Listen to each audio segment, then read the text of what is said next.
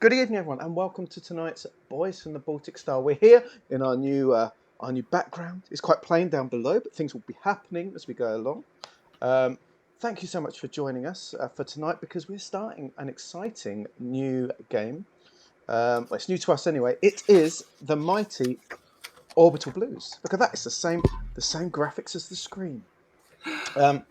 It's written by Sleaney, Clark and Cox, which sounds more like a law firm than a writing partnership, and published by Soul Muppet.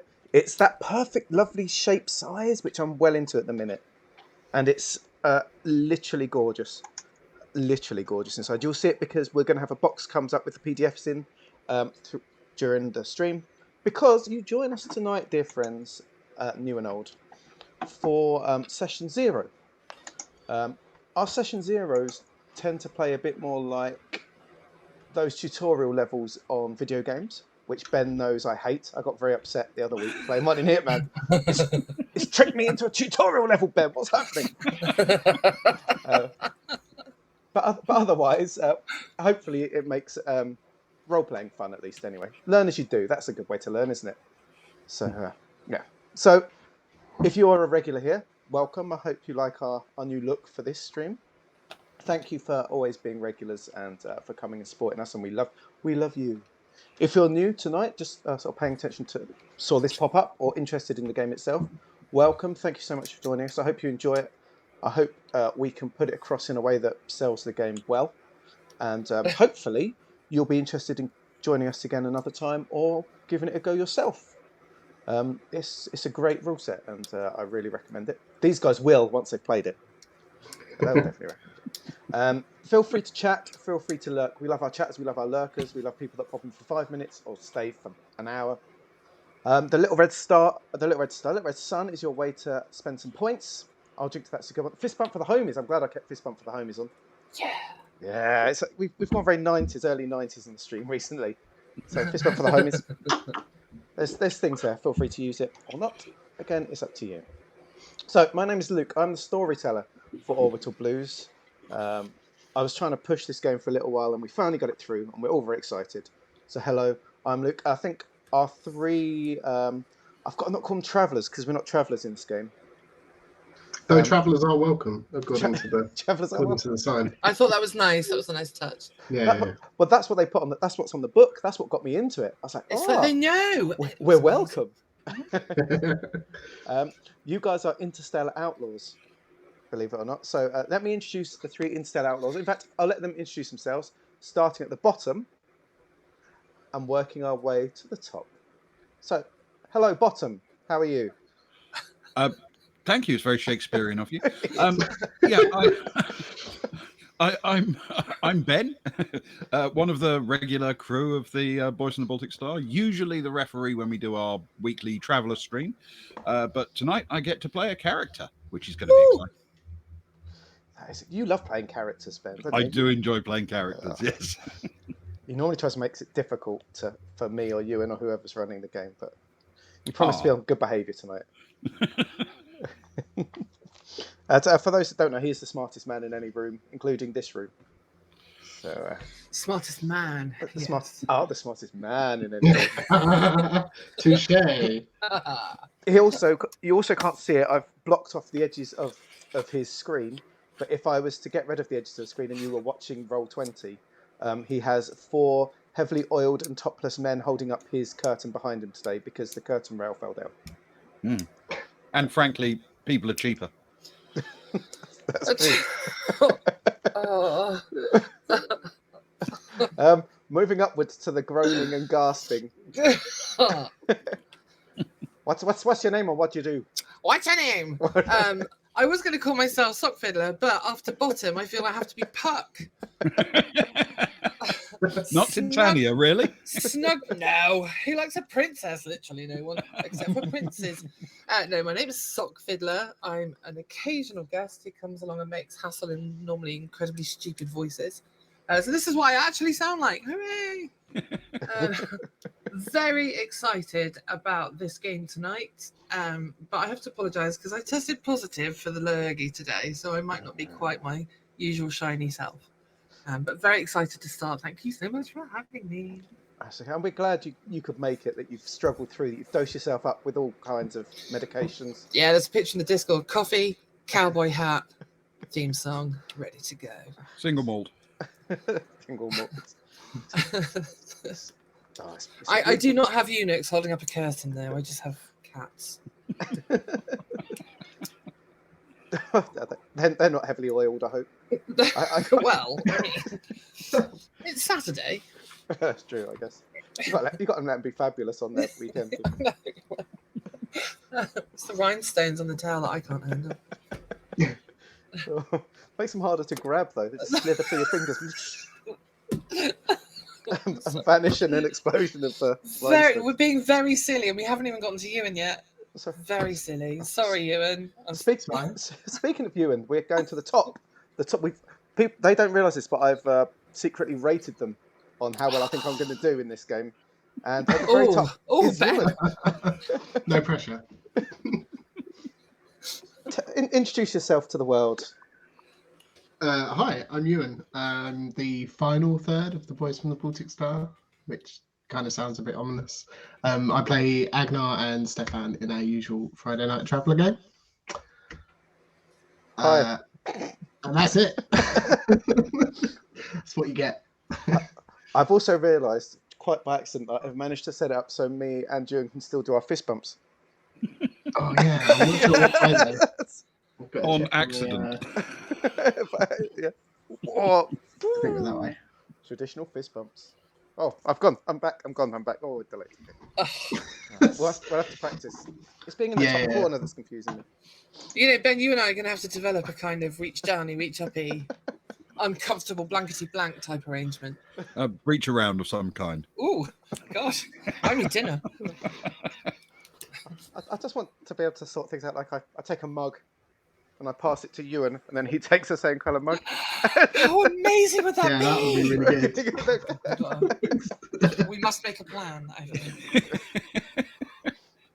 Well, given that we do have themed Baltic Star mugs, you never know. I have one. I've got one right now with my coffee in it. Oh, beautiful thing. Quality mug, heavy base, holds the heat, nice in the hand. Yeah. As long as it holds the drink, that's the main thing. Right. For anyone that's still watching, should we get started? On the off chance that someone tuned in to see the role-playing game. I thought, yeah. The most self-reverential introduction we've ever done, I think.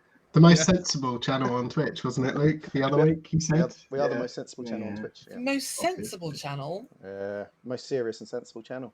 Was that a Senua night? No. No, that's just far too serious for such. Far too serious. Right. Shall we start at the beginning? Yeah. Okay. Are you all sitting comfortably, my dear interstellar outlaws? And you in the chat are also interstellar outlaws tonight. It's just this story isn't about you. We understand that you're doing your thing, that you're being interstellar outlaws, that you're making your way in the world today, and it's taking everything you've got. And we appreciate that you're sitting down at the in your bunk on your ships to listen to these tales. If you've got any advice for your fellow outlaws, please. It sure would help a lot. Exactly. We've been clipped. There goes my next cradle toast. Okay. Exactly. Yeah. I'm wondering, are NPC crew members, if we end up picking up any NPCs, can we name them after some chat regulars, maybe? We could, and I believe I've also got the NPC namer on. So Oh, okay. And I think I've also got Boone on, which is quite. So we'll keep all the normal things on for those sort of things. Nice. Yeah. Okay. Here we go. Chapter 0. It was 8 a.m. Galactic time, the start of another day shift on Sutler Orbital, and it felt like it. When you're jumping between systems, it's easy to lose track of the time, and these space stations don't exactly have the luxury of an actual day-night cycle. Just the soulless ticking of clocks, keeping artificial time in an artificial world. The flickering lights dimming and brightening at different times of the day. The hum constant. The view out of the window of the nearby star, constant. Just another day. There's a security woman behind the desk. Peroxide blonde hair, dark and smoky eyes, and a mean scar across her left cheek. There's a tattered badge on her chest reading O'Neill, and a half-smoked cigarette hanging from her mouth. No doubt to be replaced almost immediately after being stubbed out in the overflowing ashtray on the desk in front of her, if the puckering and wrinkling around her lips was anything to go by. She was certainly keeping you waiting. A power move, perhaps, or judging by the ream of torn-off printer paper, maybe she really was that busy.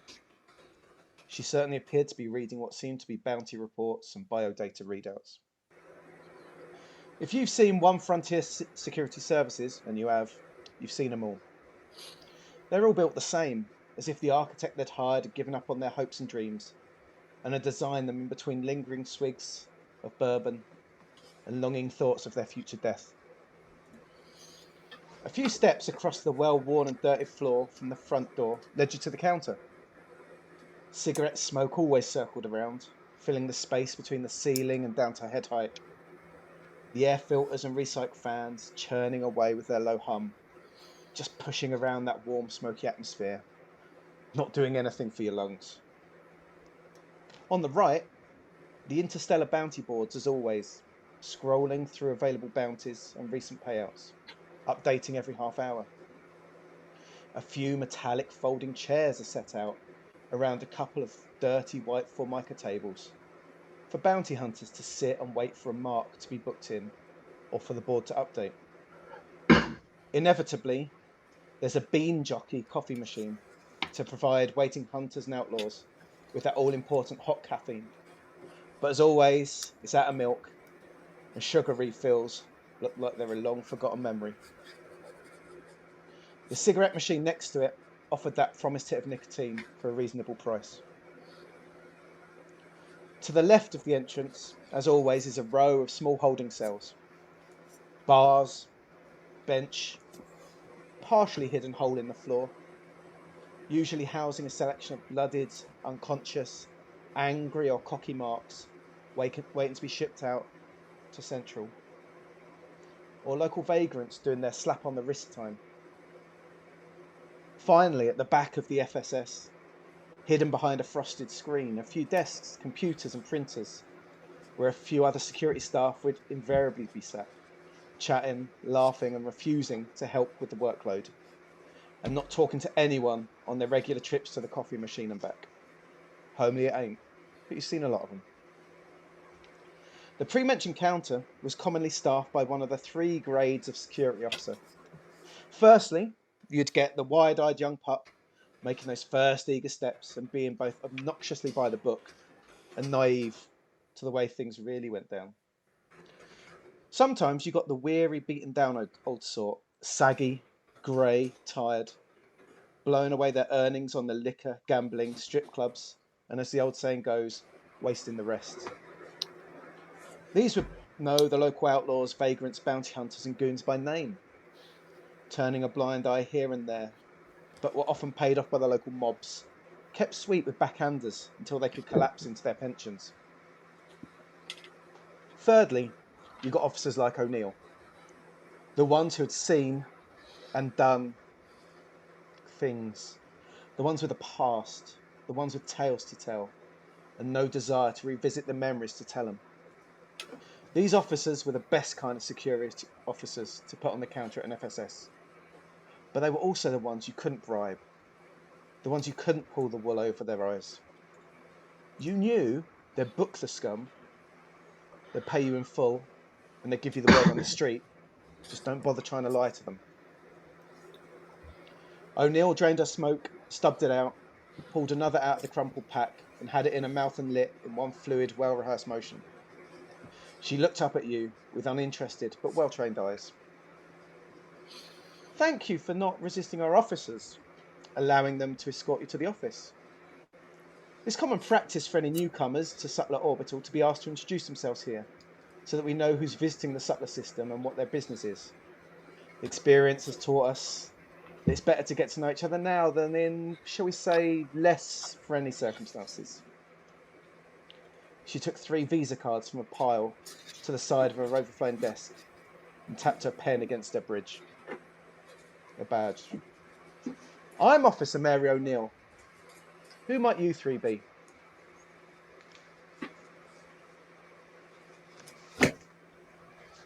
I shrug. I pull a cigarette out of a packet. I light it. I look away. I don't care.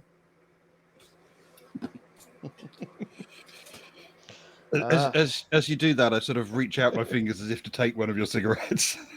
Hey! You got 3 credits? You have a cigarette.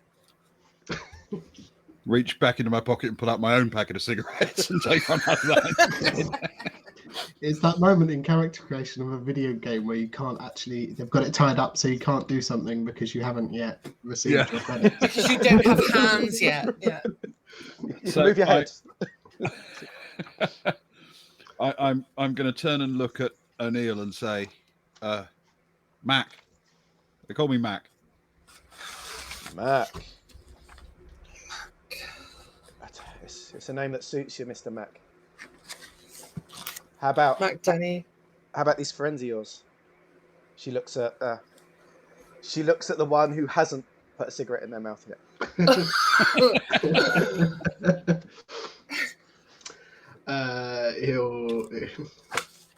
He'll look back and he'll say, I'm Bill Raven. Bill Raven. That's an awful mysterious surname and an awful common first name, Mr. Raven. Makes you seem like a complicated character. I'm a man of averages. A man of averages. You make sure you keep it average on this station, Mr. Raven. I don't need anyone trying to make a name for themselves here. He'll just nod back slowly. God, we're all really surly, aren't we? How about you, champ? She nods to the person sat in the middle. To me? Yeah, that's to you. I don't know.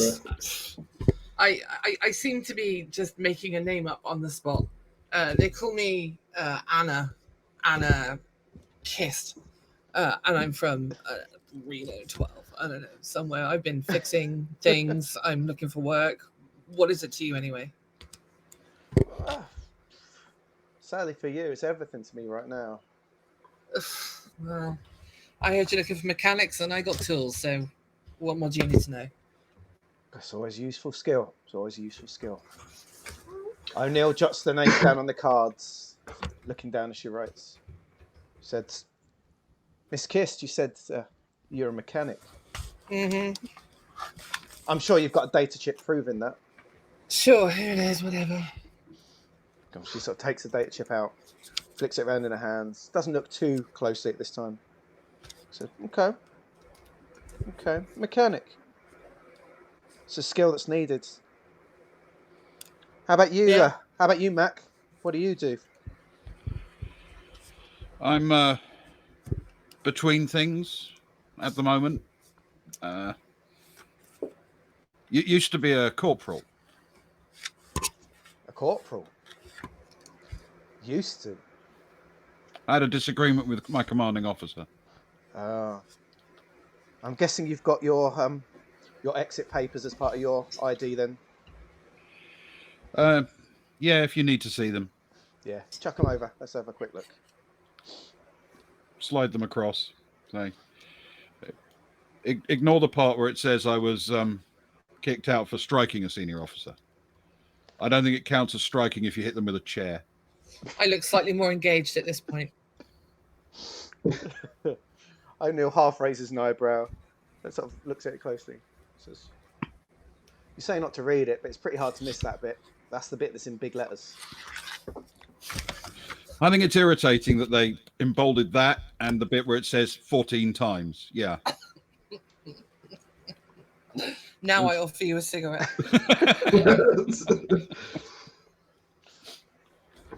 Well, Mr. Mac, hopefully you'll find these chairs a bit more agreeable, and you don't want to cause any damage to them.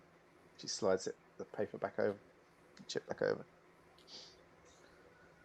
How about you, mysterious Raven? Bill will hand over his card and he'll say, I'm in docking, loading, unloading, Docking. moving things around. Ah. Always space for work like that as well. You don't if we need you to move some chairs around later, if your friend here gets a bit angry, something you can do for us? He looks over at Mac and says, I can try, but I think he's a bit quicker than me. Don't you worry. Don't you worry, Billy boy. You'll be okay. She sort of holds out a hand for the chip. There you go. Oh, we can actually do that. Thank you very much. I know which way. Flicks it through in her hand, sort of looks at it. Yeah, this is pretty standard. Pretty standard sort of Docker's chip. Yeah, here you go. Thank you very much. Pass it back. And she sort of writes it all down on the Visa cards. Now, of course, the average person, and sort of looks at the three of you, hanging on the word average, sort of pauses a little bit. She sort of rechanges the word average. The average person can carry something in each hand. They can carry maybe my cigarettes and my lighter. You're a balanced individual, I see. So you can carry something in each hand. Maybe 2 items in your coat or bag. Maybe 2 more items in a belt or waistband. But we've checked you guys and you've got nothing hidden there. But, of course, people can carry smaller incidental items in their pockets. It doesn't count against those other places. That's your chip, your cigarettes, your lighter, money, scraps of paper, stuff like that. If you wouldn't mind emptying your pockets and placing what you have on this desk, so I can make a note of it. So here, as you're going to do it out, this is the next step of the bit, if you don't mind. Not at all. And I'm going to load up the first screen we've got. So I'm going to bring up this PDF screen, hopefully. I'm going to bring it to here. Hopefully, you guys can see this. It's quite it's quite small for people. I do apologise, but this is the best we can do with it. So, as part of the game, you, as I said, you can carry certain things. It's expected, and I quite like this. You've got to kind of be aware of your inventory, but the dream is you're generally traveling pretty light. You can have stuff on your ship, but on a day-to-day basis, it's quite realistic. So you can carry something in each hand, but of course that's going to limit what you can do. You can carry 2 other things, like in a coat or bag, and a couple of things tucked in your belt or something like that. So you're looking at sort of 6 items. Now, something big takes up 2 slots, if that makes sense. If it's a big axe, that's 2 hands. If you're trying to lift a chair, depends how strong you are, could be 2 hands. Okay, so travel light, and the focus is more on the story of it rather than loading yourself up with loads of gear. If that makes sense. Mm-hmm. Now, what you can do is you can have as much of the little things you want in your pocket as is realistic. Mm-hmm. A lot of stuff comes in small chips, so you'll have a communication device you can keep with you at all times. It's not quite as fancy as a smartphone we've got now. Think of a phone back in the early 1000s. Exactly. You can call each other. You can message each other within system. Mostly, if you're in the same planet, if that makes sense. Yeah. You can text each other. You can send basic emails within system, but outside of system, you're going to need to use actual internet stuff, which we'll go on to another time. You've got your chips for money. You've got your chips for who you are. Scraps of paper, cigarettes, lighters, incidental stuff. Okay. Now, what you also have is this. Everyone starts with a memento. It's a trinket, an artifact, or keepsake that reflect your life prior to the start of play. They can just be narrative, or you can use them. Okay, it's totally up to you. It's just, ideally, it's one of these 18. So I hope you've had time to look at the list, and we'll step back in if that's okay with you guys. Yeah, absolutely. Well, just to warn you, I did just roll a 17. Oh, of course. out of the pocket. Yeah. In this case, It's a blue whale. this really is becoming like something like Skyrim or something. You are over encumbered. Okay, so O'Neill looks first at Bill Raven. Says, empty your pockets for me into this tray, Bill. And she lifts up a tray from the side, the sort of thing you'd get at sort of an airport or something. Pops it down in front of you. It's a brown, plasticky tray. And just dumps it in front of you and waits. Bill says, sure, walks up to the desk and then starts turning each pocket of his jacket inside out. And then when he gets to the end, he says, all I've got on me is this jacket. This old, beloved, battered jacket. Beloved battered jacket. Huh. Man. And the the usual ID and phone equivalent, which he'll put back out again. She just quickly flicks through it, pulls out the back of the phone device, slides open the back to look at sort of the charge of the battery inside. She sort of half looks up at you, says, sometimes people bring narcotics in through this way. You don't mind. Takes out the battery, totally resetting everything. Looks at him, slaps it back in. That seems okay. Counts through your money, makes a little note of that, and then sort of lifts up the jacket as I look at it. Wow, this has seen some life. Wow. Puts it back down, makes a note of it, slides the tray back over to you. Okay, thank you. Starts making a note. How about you, Mac? What do you got? It starts to empty pockets into the tray. It takes a while. About 3 or 4 different cigarette lighters, and 2 different packets of cigarettes. Both sort of half empty. One of which is sort of company cigarettes, and the other is cheap cigarettes. Couple of pocket knives, but nothing particularly unusual about them. And the only thing that would sort of stand out would be the former unit patch from military service. She takes that in her hand, turns it around.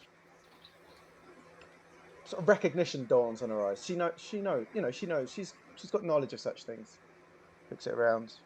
Oh. For a man that was kicked out, I'm surprised you want to keep it. And she flicks it back into the tray. They tore it off the uniform and threw it on the floor. I don't think they should have done that.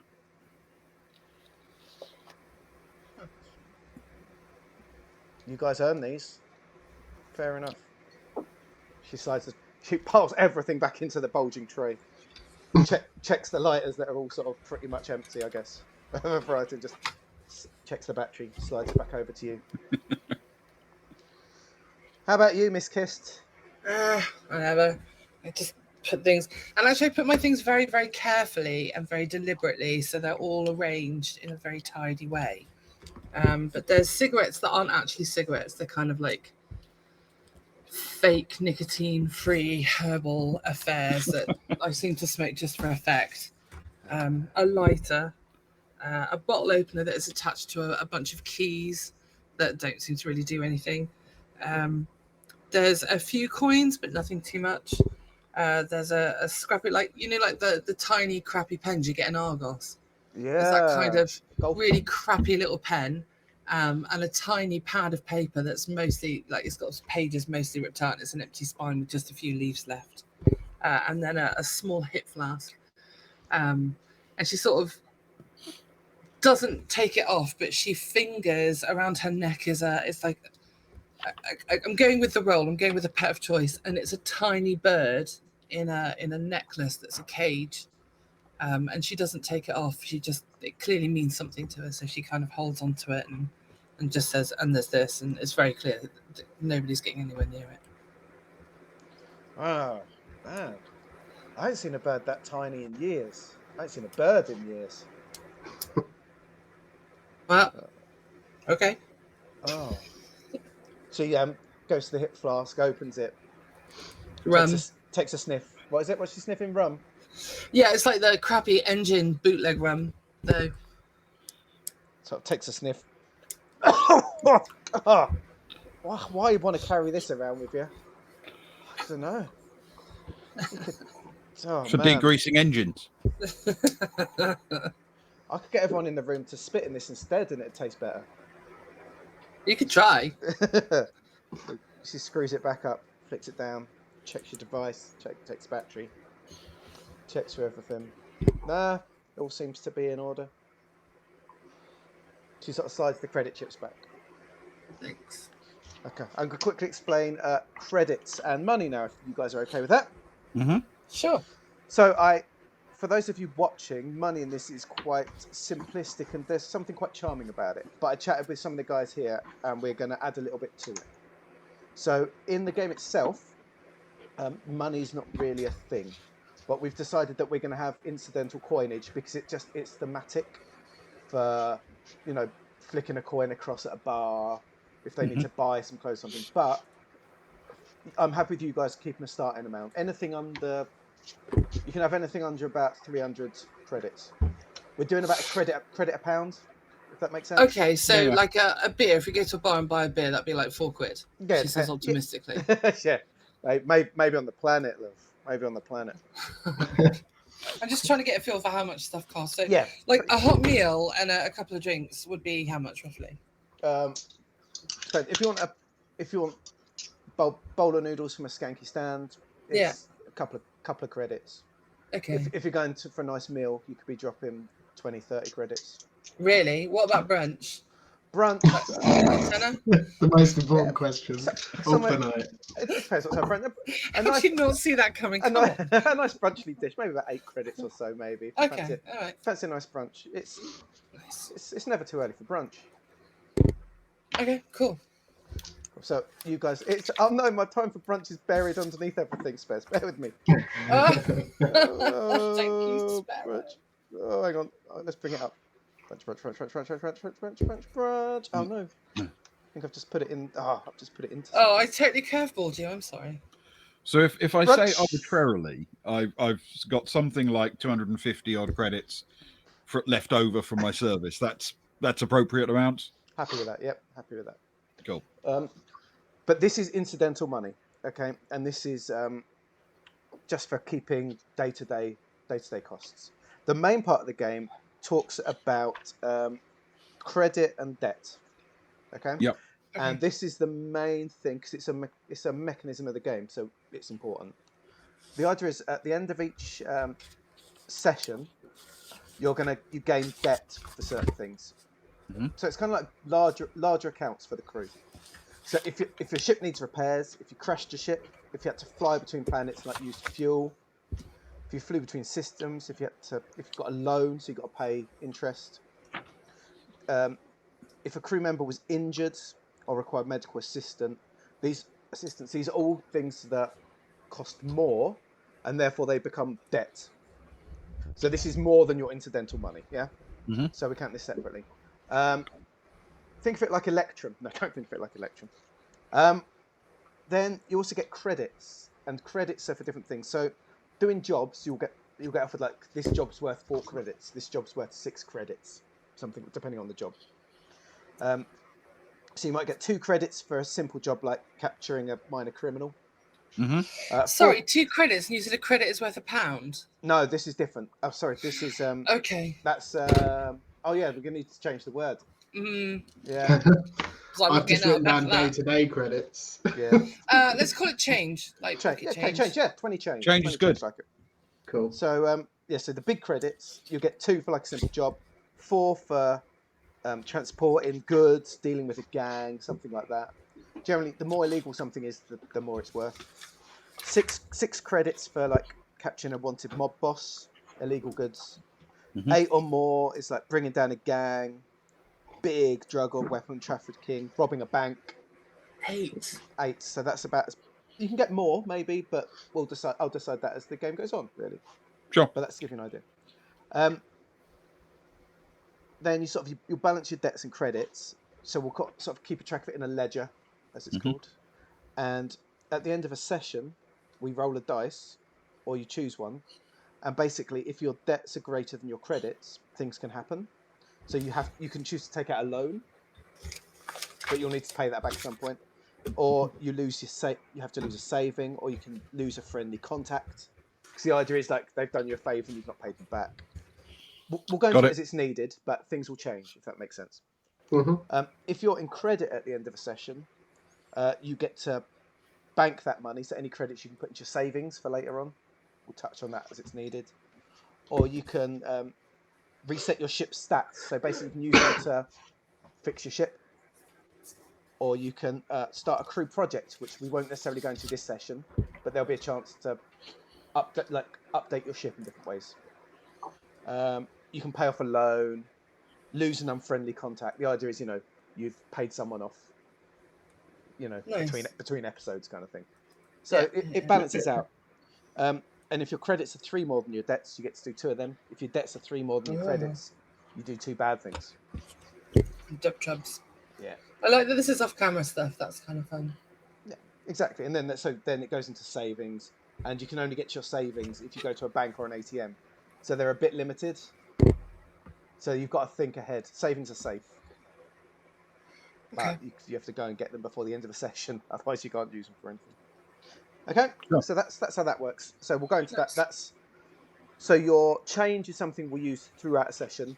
Your credit and your debt is something we just do at the end of a session as sort of a summary. Let's get the ledger out. Let's see where you're at, kind of thing. Yeah. Okay. And that is mementos. That is your cash, your credit, and your debt. Any questions about those? Not so far. No, you've Good. covered it. Fantastic. Okay. By the way, ages ago, somebody subscribed, and we did thank him in chat, but I think it's worth... Madcap Monster. Yes. Yeah, Madcap hi Monster. and welcome. Oh, Madcap Monster. That's I a didn't name want that to rings a interrupt, but bell. we did all welcome into the crew. Fantastic. Thank you, Madcap Monster. Do you say sub as well? Yeah. That means I need to send, if Madcap Monster's still on, I'll need to chase you up for an email address to send you a freebie. We do freebies for subscribers. Presents. Free presents. So Leno's here. Is it? What? No, don't threaten me with a good time, Ewan.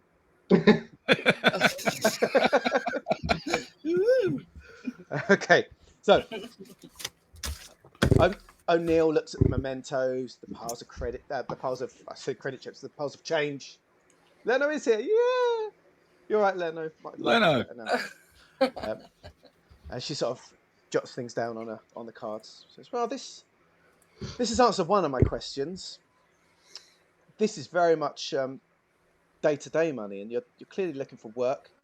Pretty desperate. None of you seem to have thousands with you.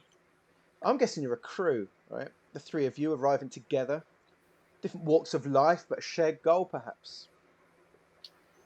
She stubs out a cigarette, lights another, and tosses the empty, screwed-up packet against the wall, where it sort of slides down into the bin. You look over, and you see there's already 4 or 5 packs in the bin. It's a well-rehearsed thing. Now then, small crews like yours, taps her pen against her nose, they often seem to have like a brains, a mouth, an enforcer. Can already see he fancies himself as an enforcer. Someone who likes to think they're a mouth, but I can't quite pick out exactly which of you is which. She pauses, looks at Kist, says, "I bet you're the one with the most savvy, right?" If I was savvy, would I be on this rock looking for this work? Really? Okay, so let's talk about how we fill out your muscle, your grit, your savvy, Ooh. your heart, and your gambit. So for those watching, these are the main stats in the game. So I'll quickly run through a description of what each is, so that people get an understanding. They kind of, as things tend to do in role playing, they tend to kind of fit in with other things like strength or intelligence. But muscle determines the strength of your arm, the bulk under your jackets. I'll tell you what, I'll bring it up on the screen as well so you can read along. Where are we? It's the Ragnar word. There it is. Muscle. The strength in your arm, the bulk under your jacket, the force behind the switchblade, how much or how little blood comes out if you're on the wrong ends. Using muscle in play could mean forcing open a door, hitting something or someone, hitting someone with a chair 14 times. Undertaking heavy lifting. A character with high muscle could be well built in peak physical fitness or packing a cybernetic arm or two. And I've purposefully not asked you to like pull off your clothes or anything for check, so that's still up to you. A character with low muscle could be frail, thinly built. Hey, you haven't asked us what we're wearing yet, Luke. Well, exactly. This could be for you guys, man. So that's your muscle, okay? So that's that sort of strength, a bit of that sort of power stuff. Physicality. It's like a big physical presence thing. Yeah, so if you need to roll a check to force a door open or push something in the way of something or get into punch someone, that will go into sort of muscle. Okay? Grit is your ability to never give up, never give in.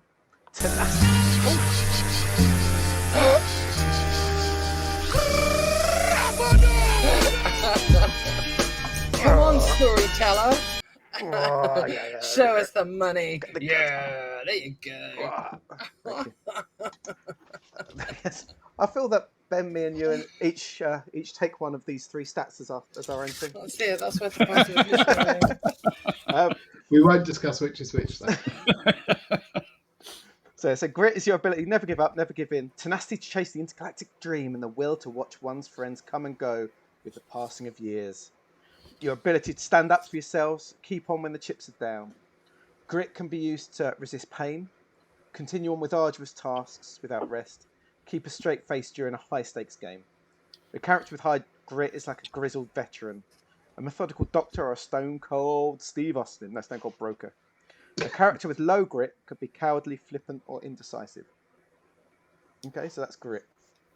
It's a bit Clint Eastwood squinting in the sun. I feel really torn because I'm flippant and gritty. What's that about? Well, you can be flippant if it's sarcastic or cool and still gritty. Like an arrogant flippant. Yeah. And the last thing is savvy. Savvy is the speed of your arm, the pull of your trigger finger, the speed of the cat, and the wit of the joker. Savvy represents attributes based around physical mental agility. Could be used to lie about why a debt hasn't been paid, as well as being used to see how fast you can draw your gun when that conversation goes south. Characters with high savvy may be charismatic, graceful, or resourceful. A character with low savvy could be clumsy, dim-witted, or obtuse. Ooh. Okay, so savvy is like physical and mental agility. Okay. Quickness in every sense. Yeah, quickness in every sense. So what you guys are going to do, you're all going to start off very good at one, pretty good at another, and average at another. So you need to give +2 to one stat, +1 to another, and 0 to the final one. So these stats are beyond that. Those are the average person. So 0 to -1 is sort of an average person's stat. So being +2 marks you out as legitimately skilled at that thing. +1, you're good at it, So yeah. Okay. Cool. So when it says that savvy represents things like the quickness of the trigger finger, does it also represent how accurate you would be? Ooh. I'm going to go into combat later. There is something to do with that, yes. Combat's quite interesting, so it depends on the role, but you would It's awkward to say, but yes, that would probably be the best thing if you want to be shooting. Okay. So if I'm coming from a military background, I'm probably going to go with +2 there and +1 in grit, I guess. You're not taking muscle. No, Ah. It was a fold-up chair. not a. I've been around soldiers. They don't necessarily bench press buses. No.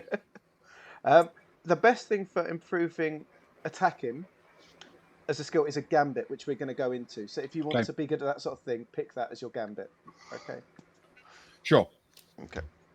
All right. So yeah, but we're at least average at everything. Oh essentially. yeah. A lot of people who come across will be zeros at things, maybe a 1 at something. So can I ask yours, Ben, so I can just keep track of it, please? Yeah, I'm going for 0 muscle, +1 grit, +2 savvy.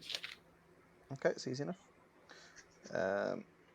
She sort of looks you up and down and said, never took you as the savvy one. You come across more tougher than that. There's tough and tough. Well said. I'm growing to like you, Mr. Mac. Mac's the first name. Have you got a surname? Guffin. Stop it.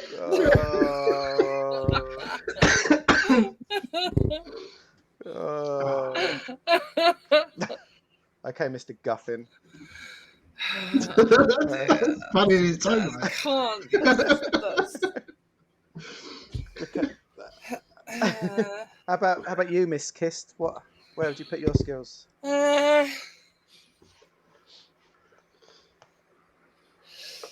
I don't know, really. I was. I picked mine exactly the same way Ben picked his, but with something very different in mind. So I'm curious to see what the gambits turn out with. To be fair, this is broad stroke stuff, isn't it? So I'm sure it won't.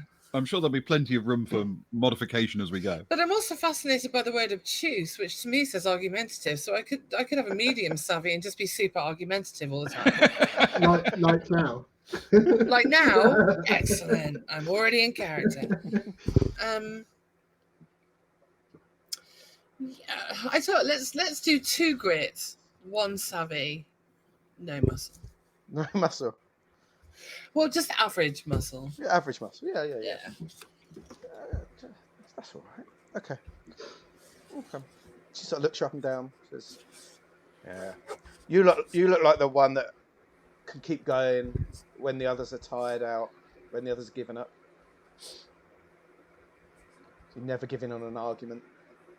You're just so obtuse." I'm not. I know I'm not going to win this argument. You might.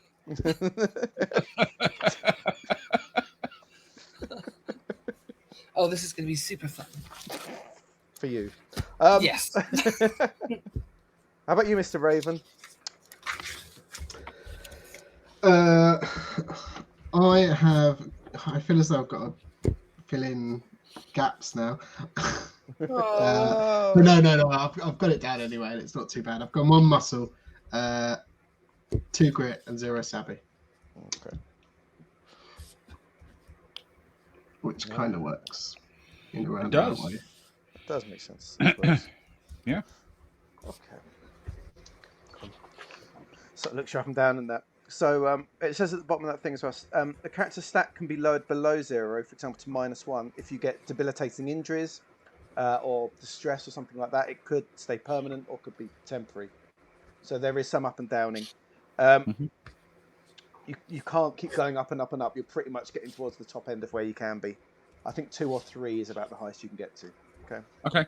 Cool. So, this will be what you add to a dice. So in the same way of Traveller, I guess you'll add this stat to your 2d6 to roll what you need to roll. Sure. Okay. Right, there's that. So O'Neill leans back in a chair, head back, and blows a stream of smoke upwards to join the swirling, smoggy cloud above her. You know, kids, you're growing on me. You really are. I believe you could even earn a little scratch around here. That is if you live long enough. So heart is your life, I guess, your life bar. Mm-hmm. Your heart starts at 8 plus whatever your strength, whatever your muscle is. Oh. So 8 Okay. plus muscle. Okay. Cool. Nice one. So now I want to go into gambits, if that's okay with Mhm. you guys. So this is going to be sort of what makes your character you, somewhat. So let me scroll down and think. So you're going to need to look through. Right. I'm sorry if everyone's face flicks off because I kind of need to stay in the PDF, and if that's making everyone's faces vanish, I do apologise.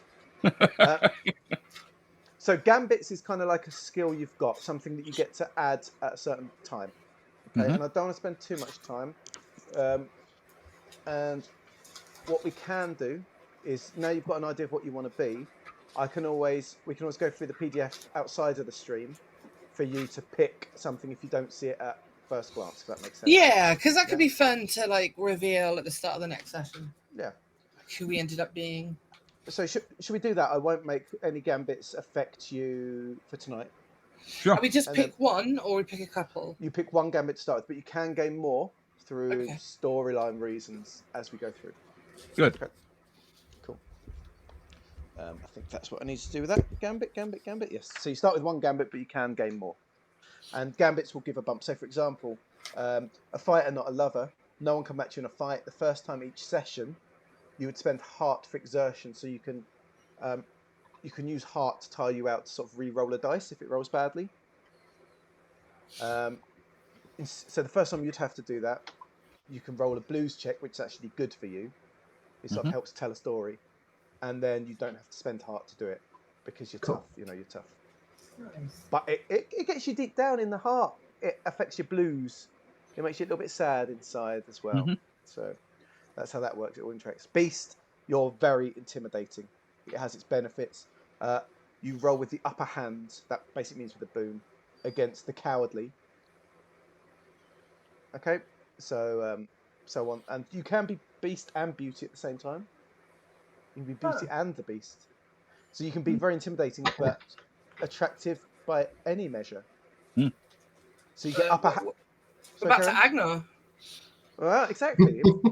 Very. There's not floofy though, sadly. But yeah. So we'll sort that out during the next couple of weeks, and you can sort of pick a Cool. gambit that you feel fits your character best. Perfect. But just for people that are watching, there's a load of gambits. Really works all the way down. Yeah. So you got Beast Desperado, Book Learning, the Captain, the Devil's Right Hand, Engineer, Fast Hands, Gift of the Gab, Grease Monkey, the Gambler. It's all in the details. Just nuts and bolts. Martial artist, Sawbones, Side Hustle, Marksman, Light Fingered. So lots and lots and lots of things. Okay. Yeah. So yeah, there's a mixture of stuff we can fold it into our characters and yeah, exactly that. Cool. So O'Neill turns ahead and shouts to the back, Simmons, what weapons did these guys have with them when you picked them up? I'm sure a smart bunch like this came to the Sutler system armed. A young security officer, one of the two who invited you to attend the FSS, poked his head around the corner and waved a scrap of paper above his head. Said, "Oh, they were armed, all right." So this is where you're going to get to choose your weapons. And so we're going to go to the weapons page. So you each get to start with one main weapon. Generally, I'm not going to give you any martial weapon allowance at the minute. So things like a futuristic sword or something like that. We're going to stick to one of two things. You either get a ranged weapon or a melee weapon. And these are going to be your main starter ones. You get to pick one. Of course, if you focus on the melee, you want to get up and close and personal if you need to fight. Ranged weapons, you want to stay back in range. So when we go for our first combat, probably another week in the mission, I'll run you through how that combat is working out, if that makes sense. Sure. But it's thematic. If you've got melee, you want to get close to them. If you're ranged, you want to sort of maybe drop back a bit. Yeah. So, yeah, cool. So page 21. On to there. Have I gone too far? Nope. Excellent. So So it's up to you guys. Oh, I might be able to put it midway. Look at that. So these weapons have traits, and traits are something you need to sort of make a note of as well. All right. So this will be in your. It should say somewhere. Yes. Just put it in your equipment and memento section. All right. Yeah. So each weapon has different traits which make a difference in the game. So, for example, stun weapons, of course, when someone's life goes down to unconscious, instead of dying, they're just unconscious. Of course, armor piercing is what it is. Intimidating will intimidate, so you get to roll bonus for intimidating, but can make you look intimidating. What else is there? Precise, of course, so that will help in precise work. Rapid fire, loud. If you use it, of course, everyone's going to hear. Concealable's good because then you can hide it if you go into an area without getting spotted. Otherwise, people. What does improvise mean? Is that just how you come to get one? Improvised is, it runs along the same lot. It basically follows similar stats, I guess, to like smashing a bottle and using it or something like that. Right. Okay. A pipe, something like Yeah, it's something that's handy. Yeah. Some are more because it's a switchblade, which is a weapon, and knuckle dusters is a weapon. Yeah. But if that makes sense, so you've got that sort of stuff. Melee, for example. Military. So if you carry military weapons around, people might raise an eyebrow a bit more. You can carry weapons on most planets. It's that sort of world. But the more outrageous they are, I guess, the more people will be drawn to you or be scared off from you. Yep. It's how you want to play it, really. Cool. Yeah, picked mine. I'm done. Yep, same here.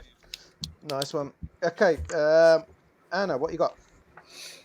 She has a switchblade made out of recycled engine parts that she keeps up her sleeve. Cool. It's mostly defensive, to be honest. She's been in the start of enough bar fights to know that she's not a fighter. She needs to get out. Sometimes she's just got to jimmy away past somebody. Got you. That's good. So it's concealable, so that means it'll avoid at least eye checks. Yeah, she keeps it up her sleeve so she can drop it down into her palm if she needs to. O'Neill leans back and shouts, can you get Miss Kist's switchblade, please? Yeah, way to keep that discreet. Thanks, O'Neill. We don't want anyone accidentally falling on a switchblade around here, if you know what I mean. It folds up. How about you, Mr. Guffin? It's almost as if it was made for me. A 9mm pistol. 9mm pistol. Of course. I wouldn't expect anything else from you, Mr. Ex-military man. Is it your service revolver? It's not exactly the way I'd put it. Is it your stolen service revolver? That's closer to the way I'd put it. She grabs it and flicks it down. It's got it's got a full magazine in it, and then one other magazine with it as well. Okay. So you're not loaded with bullets, but you've got enough. Plus one mag. How about you, Mr. Raven? I have knuckle dusters. Of course you do. I raise an eyebrow. I'm clearly reassessing this one. Well, I don't know what to say to that, frankly, but I'm writing it down. Some gunmetal colour-esque knuckle dusters. I don't like the sound of knuckle dusters. Yeah. Oh, metal dusters. No. Dusting. Okay, you're right, the MacGuffins. Yeah. Right in the MacGuffins. Okay, cool. She slides the weapons back to you. And then jots the details. She has to write like what people have bought weapons with them. So it is on your visa card for a minute.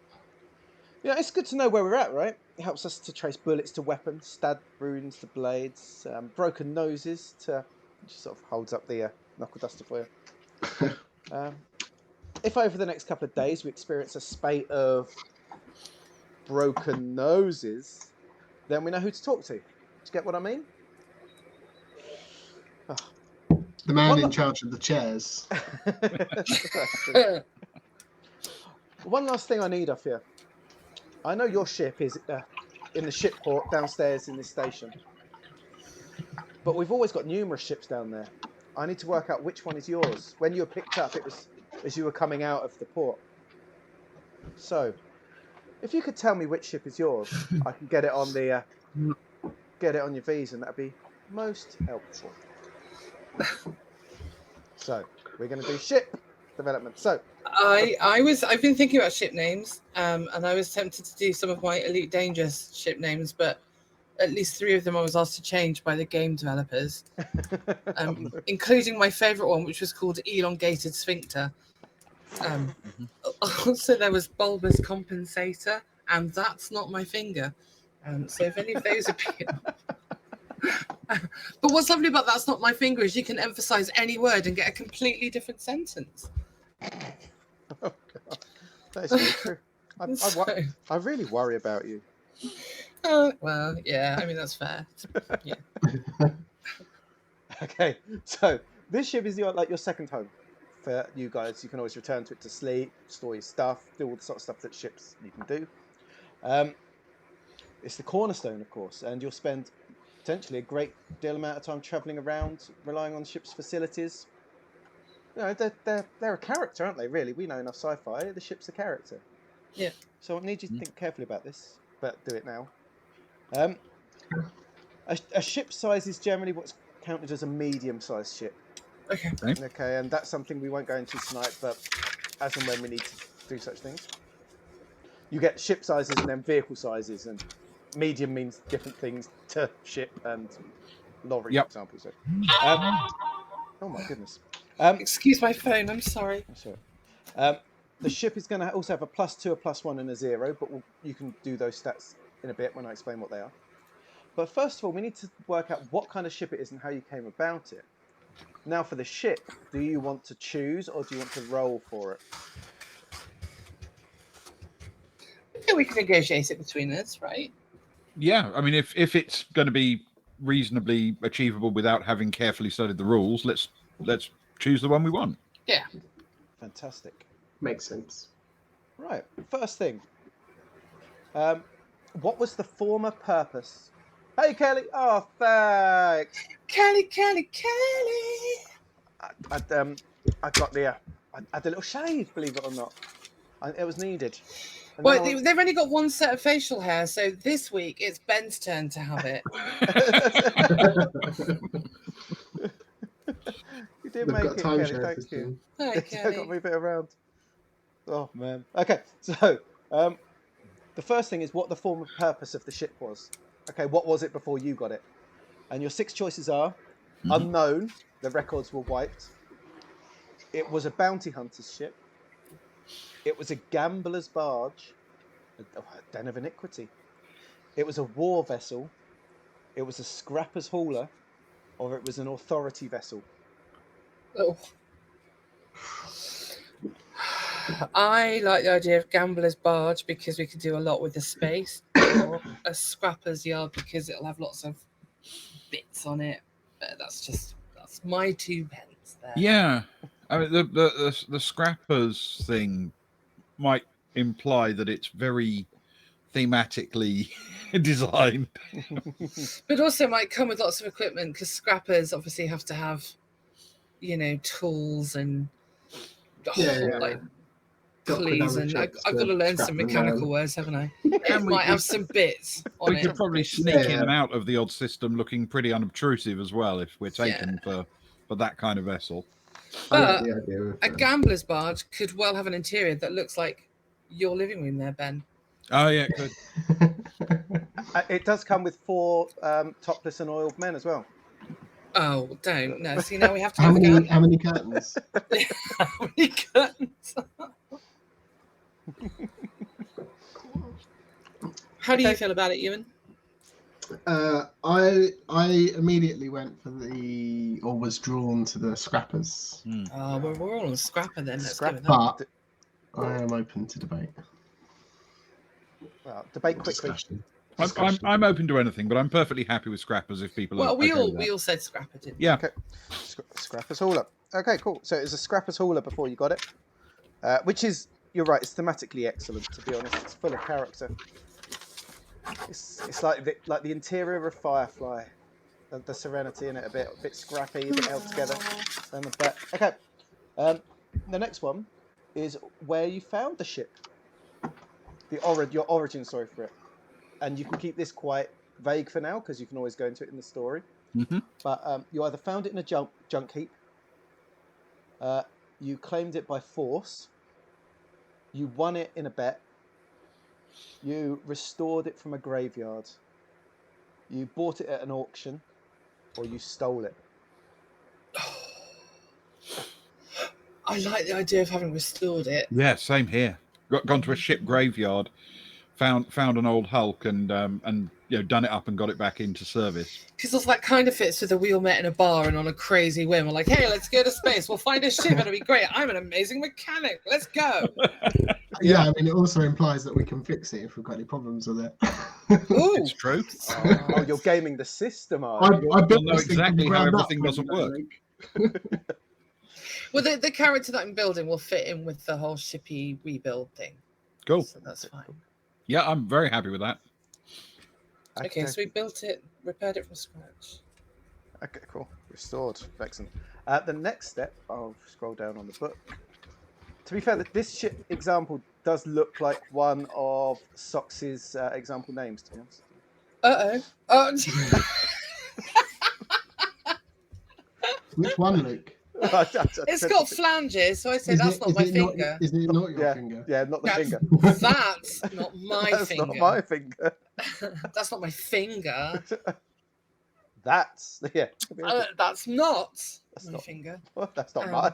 Not my finger. I love it. Okay. Um, I would be pleased as punch if we could actually. I mean, now we've riffed on the joke. Anyway. Right. more fridges need to be strapped. Just extra hug packs, but just on the hull. Cheers. Right, the ship's chassis. That's easy for me to say. Lucky I haven't been drinking yet. The ship chassis. You got a choice of 6. It's enviably ornate. It turns heads in dock for the ornate reason. No. Pitifully patched up and falling apart. Nah, we do a better job than that. Uh-huh. It's antique. It's a bit sought after by collectors. Yeah. It's intimidating, sleek, slender, and fashionable, or a bit lumbering and obtuse. I must say, I quite like the idea of it being a real antique, something that people would quite admire in a very broken down sense. And Yeah. that could be why we picked it, because we saw this old, Yeah. beautiful wreck and thought, if we're going to do this, then let's do it in style. Let's do it with a classic. And then we picked this really beautiful old thing that we restored beautifully, or our ambition is to complete its restoration beautifully. Oh, Yeah. It's like you have posters of them on your wall growing up, like these classic ships from 50 years ago when they were still working. Oh, I love that idea, Ben. Yeah. That's good, cool, Ben. This ship's coming together beautifully, must be said. And also, sought after by collectors could be a really nice way of getting work. This is good. I'm making notes as well. This is good. Right. Next is your ship weapon. You get one weapon to start with. You can have a Gatling gun, a mining laser, a pulse laser, a multi-cannon, a salvage claw. I don't know why I did that for claw, but nothing else for the weapons. And or a missile rack. Missile racks make no sense in space. Which is why I like it. Hey, this No, is no, cool. no. Well, we're what, a scrapper, an antique scrapping ship. Yeah, I think mining laser doesn't make any sense. For me, it's either something straightforward like a pulse laser, or it's a claw. I'm drawn to the claw because it would keep with the antique feel. What do you think, Ewan? Let's do it. Let's do it. Oh, I'm I happy with Claw. claw. The claw. So I mean, my heart says Gatling gun, but we can strap one on. I'll you get can't one. always get what you want, can you? Your heart always says Gatling gun. Claw. Ian. Well, But if you exactly. try Any sometimes, you get what you situation. need. This Is why it you always actually get kicked possible out the to add pub. additional weapons at some point, Luke? You can have personal projects, which like ship projects, which would allow you to do such things. Yeah.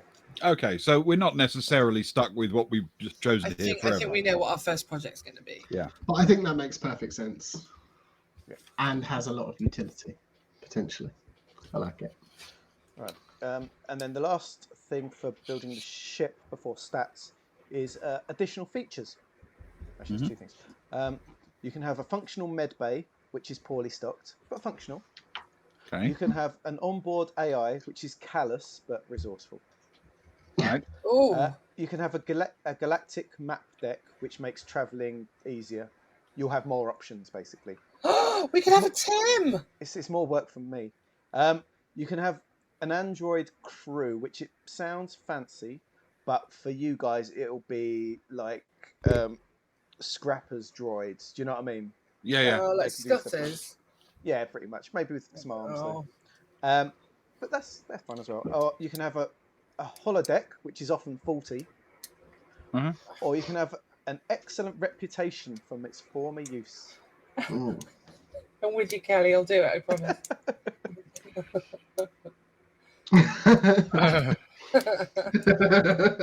As we're fleeing planets, you just see the claw flipping off the authorities. I love it. Yes. Great idea, Kelly. So medbay AI, the map deck, the sort of the robots, the faulty holodeck, or excellent reputation. I mean, I suppose I'm tempted by medbay because we're going to get in a few scraps, It's a bit aren't we? practical, isn't it? I mean, they're all really tempting. They are. I mean, reputation sounds great, but I'm not sure how we'd work it into a ship that had actually been abandoned to rot. The Yeah. holodeck could be useful when it comes to planning like hijinks. I do quite like the holodeck idea, Hmm. but also the AI potentially. Oh, Kelly likes the quite like. reputation. Yeah. Yeah. She said because it's an antique, Yeah. so could valued be. by collectors, so it might have a reputation because of that. That could work. Yeah. Why not? To be fair, it could be the reason that one of the reasons that we settled on that from the junkyard on that Yeah. particular ship. That actually makes sense. Why not? I'm happy with that. Yeah. Yeah. I'm getting really into this ship now. Right. Right. You're going to get 3 stats. Okay, +2, +1, and a 0. I want you guys to do it without too much thinking. Go with heart. Mobility, body, and its systems. So mobility is its mobility. Its body is like how sturdy it is, I guess, and how well maintained. And its systems is how likely things are to work. If you suddenly need to tap in some coordinates to avoid getting shot. Yeah. Did you say it was +2, +1, 0? +2, +1, 0. Yeah.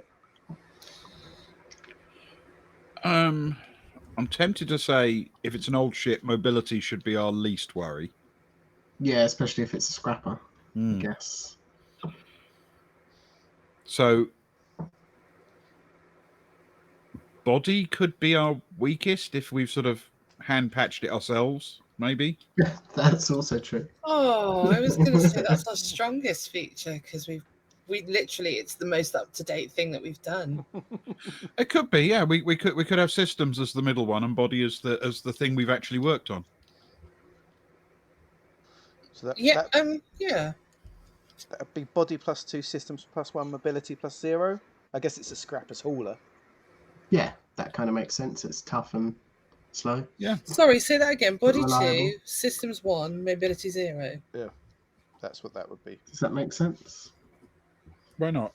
So mobility doesn't mean it like mobility 0 doesn't mean it's really, really bad at flying. It just means it's a bit of a it's not like the slickest thing in the black.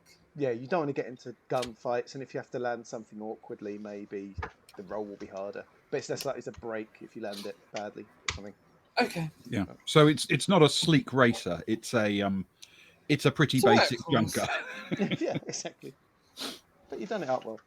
Okay, so Nice. that's the most part of the ship. Then the other thing with the ship is, well, there's two things: name and some actual equipment, which I'm going to try and get through, because then we can move on to the sort of the second bit of the thing. Really. Okay. Practicing some stuff. Use your heart. You get to pick one each, okay? And I'm going to make you rush it, and you're going to pick. Each of you gets to pick one bit of equipment that the ship is going to have. Yep. Okay. And some things can be integrated, which means it's as part of the We could go to 18. ship system. It is as follows. You roll a d6 for that many poor quality spacesuits. A cargo scanner, which is part of the ship. A biocompass, a bugging drone, a holodrome, hull breaching charges, a retrieval drone, rudimentary android, D3 of good quality spacesuits, night vision scanner, EMP grenades, a warrant scanner, high quality fake IDs, authority monitor, so checking the Ooh. space popo, a fencing drone, system communicators, remote explosives, and a planetary scanner. Ben will be thrilled that we're going to learn how to fence. Yeah, fencing,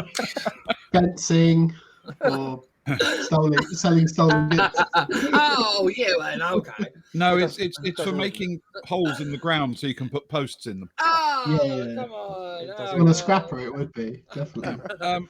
Okay, I think given who we are and where we're coming from, I'd like to go for some high quality spacesuits, please. Okay, roll a D3, please. D3. Yep. That's a 4, so I guess a 2. Two. 2 times quality spacesuits. Yep. Okay. Miss Kist. Well, I rolled a 12, which is the warrant scanner, but actually, I kind of want to go for the authority monitor, to be Okay. honest. Go for it. I feel that that's something we would have put on, while building it, to be fair. That's good. The idea is, Kelly, that when we've done this and have a quick break, I'll let them loose for a bit of practice for 45 minutes or so. So, around so. Yeah. Learning by doing, if you know what I mean. Mm. So, authority monitor and Yeah. Mr. Raven, the mysterious Mr. Raven. I'm gonna go with a cargo scanner. Ooh, I do feel these Being, people have played Elite Dangerous. That's it. So you can scan things as you pick them up, make sure it's all okay, make sure it's kosher, make sure everything's good. You can check for the space police, and 2 of you at least can go out and fix things outside if need be. Cool. It's good. So that is your ship complete.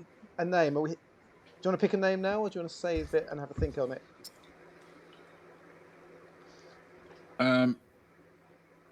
How about we do that as the first thing when we get back from break? Give us a few minutes to come up with it. So, We'll each come up with an idea, Yeah. pitch it, and see what people like. Perfect.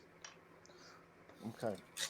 So that is the ship. You've done your weapons, you've done your gear, you've done your stats. Fantastic. So, where are we with that? We'll get rid of the PDF for now. Let's put that in. There we are. I should have put that earlier. By the way, let me tell you, the Providence shipping source is the #1 place to go for all of your shipping needs. That's so I've heard, actually. O'Neill sort of jots it all down, makes a note of the ship, like the description. Well, that's all the information I can take from you right now.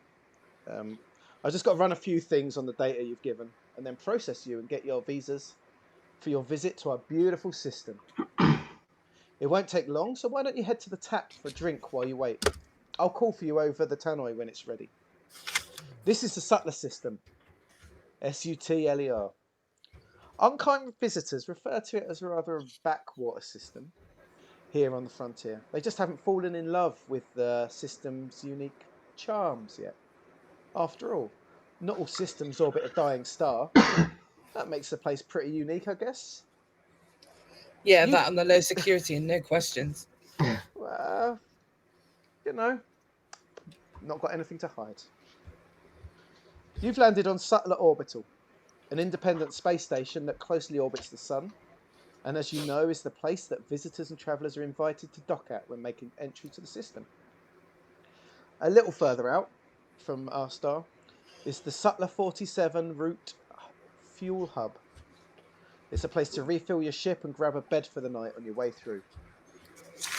Of course, you can sleep on your ship, but if you want to get out and get some new linen, well, mostly clean linen, then that's the place to go. Our two main habitation hubs are Reno 12 and Irvine Industrial. Irvine Industrial is a mining outpost city on Georgia Delta 3, a mineral-rich moon orbiting Georgia Alpha 3. They were striking rich and throwing money around down there 20 or 30 years ago, but it's in economic decline right now and probably ain't going to get any better. Reno 12 is your primary hub city of the system. It's on Georgia Alpha 2, so closer. It's a desert planet.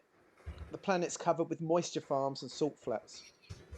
Reno 12 provides small city living and manages to do okay for itself. I don't get down there often though due to my work up here and I don't really miss it. As for this station, there's some people that live here downstairs in the habitation centres. But generally, the tap is down by the docking bay. If you need any more services while you're here, check a station map on your way out for the info. Now, if you'll excuse me, the sooner I get these started, the sooner you can be on your way.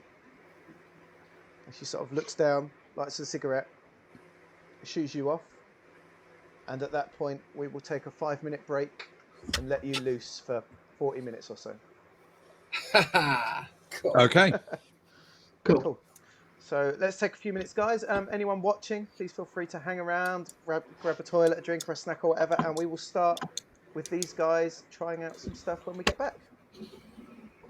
So let's get some music going. And let's get some. Okay, and we are going to mute. So see you guys.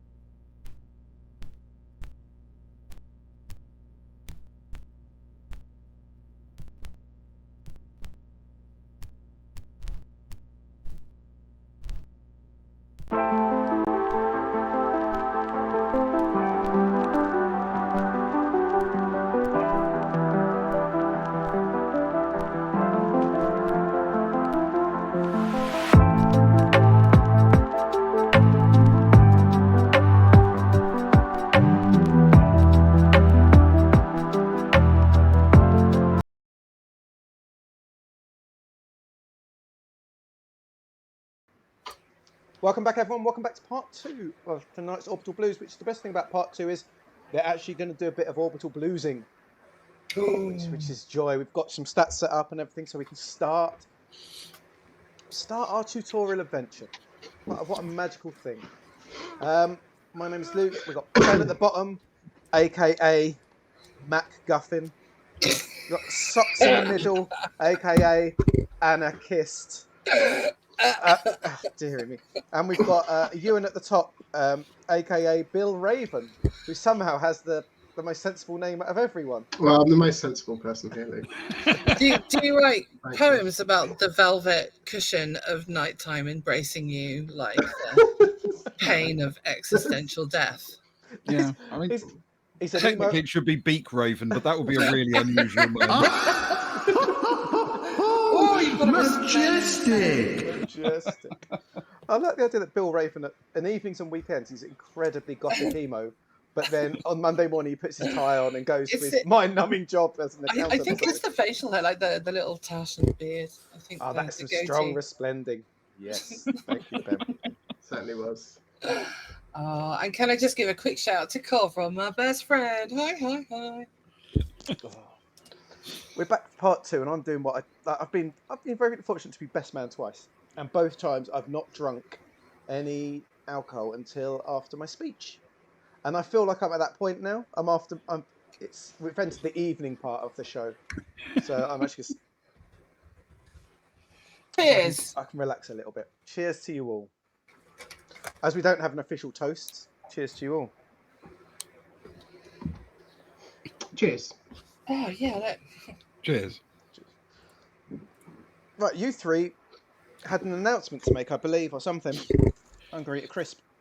Well, I was just going to say that while we were working on the ship, while we were putting it together, there were periods of time where there were a lot of sparks coming off from various cutting tools and things as we were doing the work, and Mac came to think of the ship while it was going, before it was actually formally named, as the Thermite Mound. It's strong, but It's very yeah. strong. I was going with Anachronist too.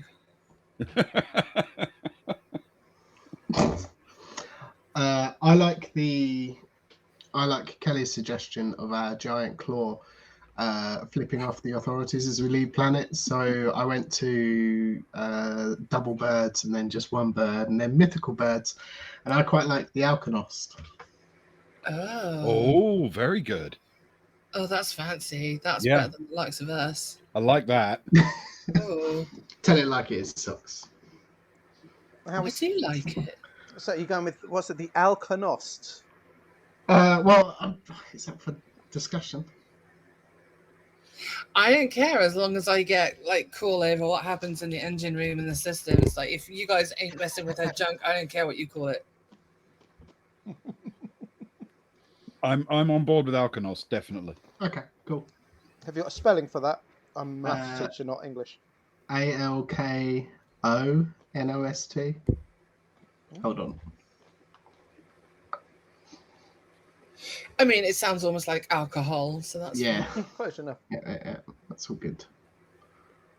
Well then, I feel like we need to break a bottle against its bow and toast it. No. You might tear a bit of the plating. You can break the floor and then We'll just smash it in the engine room instead. So the Alkonost, may she fly free and keep never flying. get caught. Never get caught. Cheers. Cheers. Here's to a forgotten night on Reno 12 that has led to the most absurd people with the most absurd names on the most absurd ship.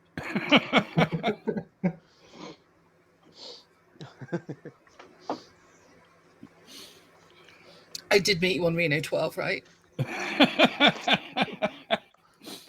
I think that was 3 other people.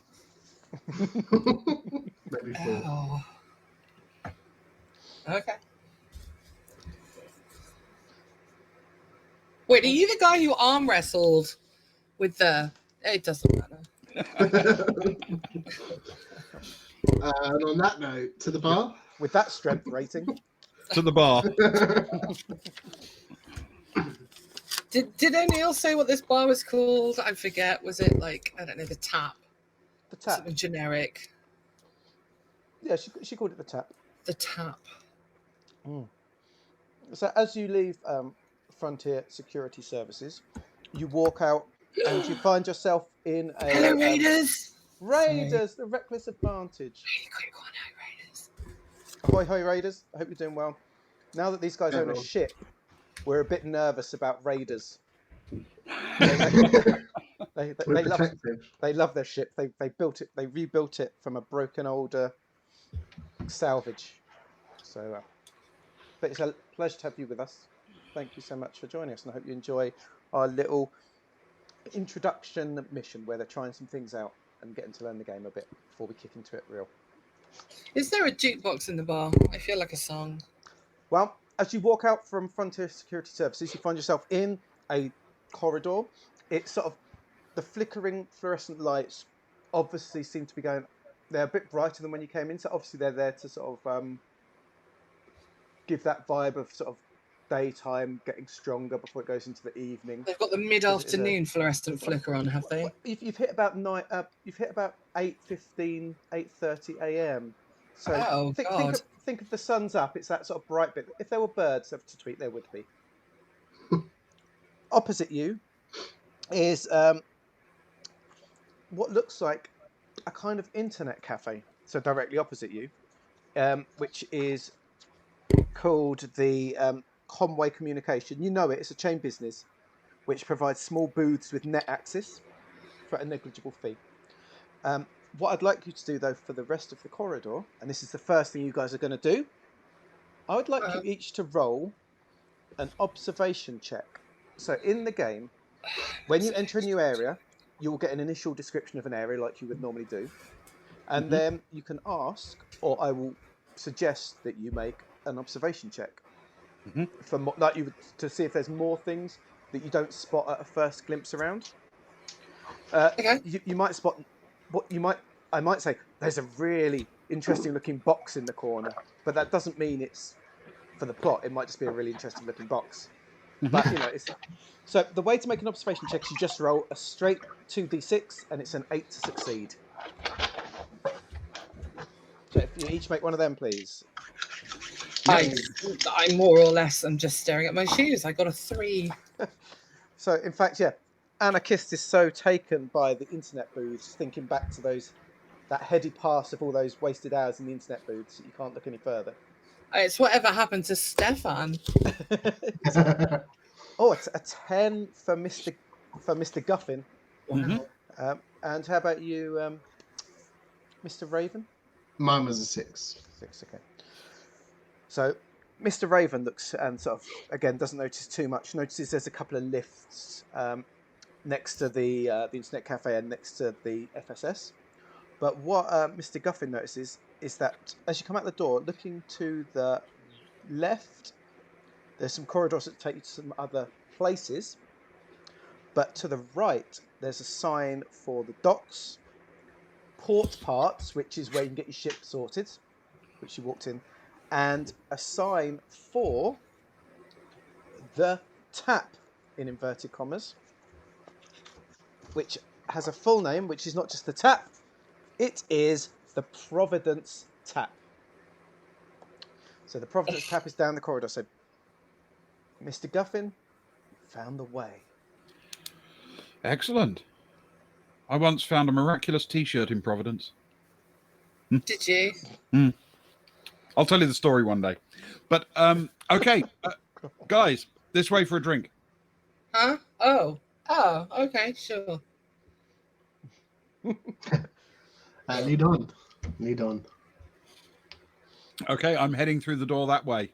Okay, so you head down the corridor. It's that sort of early time. It's a place that people... We're going to a bar at 8 o'clock in the morning. You're going to about 8 o'clock, 8:30, 8:15, whatever, in the morning. The station has an influx of people coming in, 'cause like O'Neill said, it's a dropping off point where people will stop before coming to the system proper and moving on. So it's generally a lot of... It'll be a mix. You saw when you came in the evening, a mix of just general outlaws, truckers, miscreants, young couples, and such like coming in. But it's not that busy so far. So you walk down the corridor to the tap. The door is open, and in you go. Let's change the graphics for you. Oh, Don't get too excited. Can I ask a question about time? You can ask a question about time. Is time throughout the galaxy universal? So it's 24-hour days and everybody's like noon is this time? Or do we have time zones, or is it just however you feel like setting your clock? Is it everywhere 24-hour and you fit your schedule according to how you want to live? So we're going to base anything in space is based around galactic time, Okay. just for the simplicity of it. Planets, when you go down, we can talk about the times there, because of course they have their own daylight cycles. But anything in space, so this and the refueling place will be on galactic time. Okay, cool. Also, is that a bar man or a bar woman? Thank you, Sparrow. Tell me if that's okay. I've just turned down let them on. So as you walk in, the Providence Tap is pretty miserable.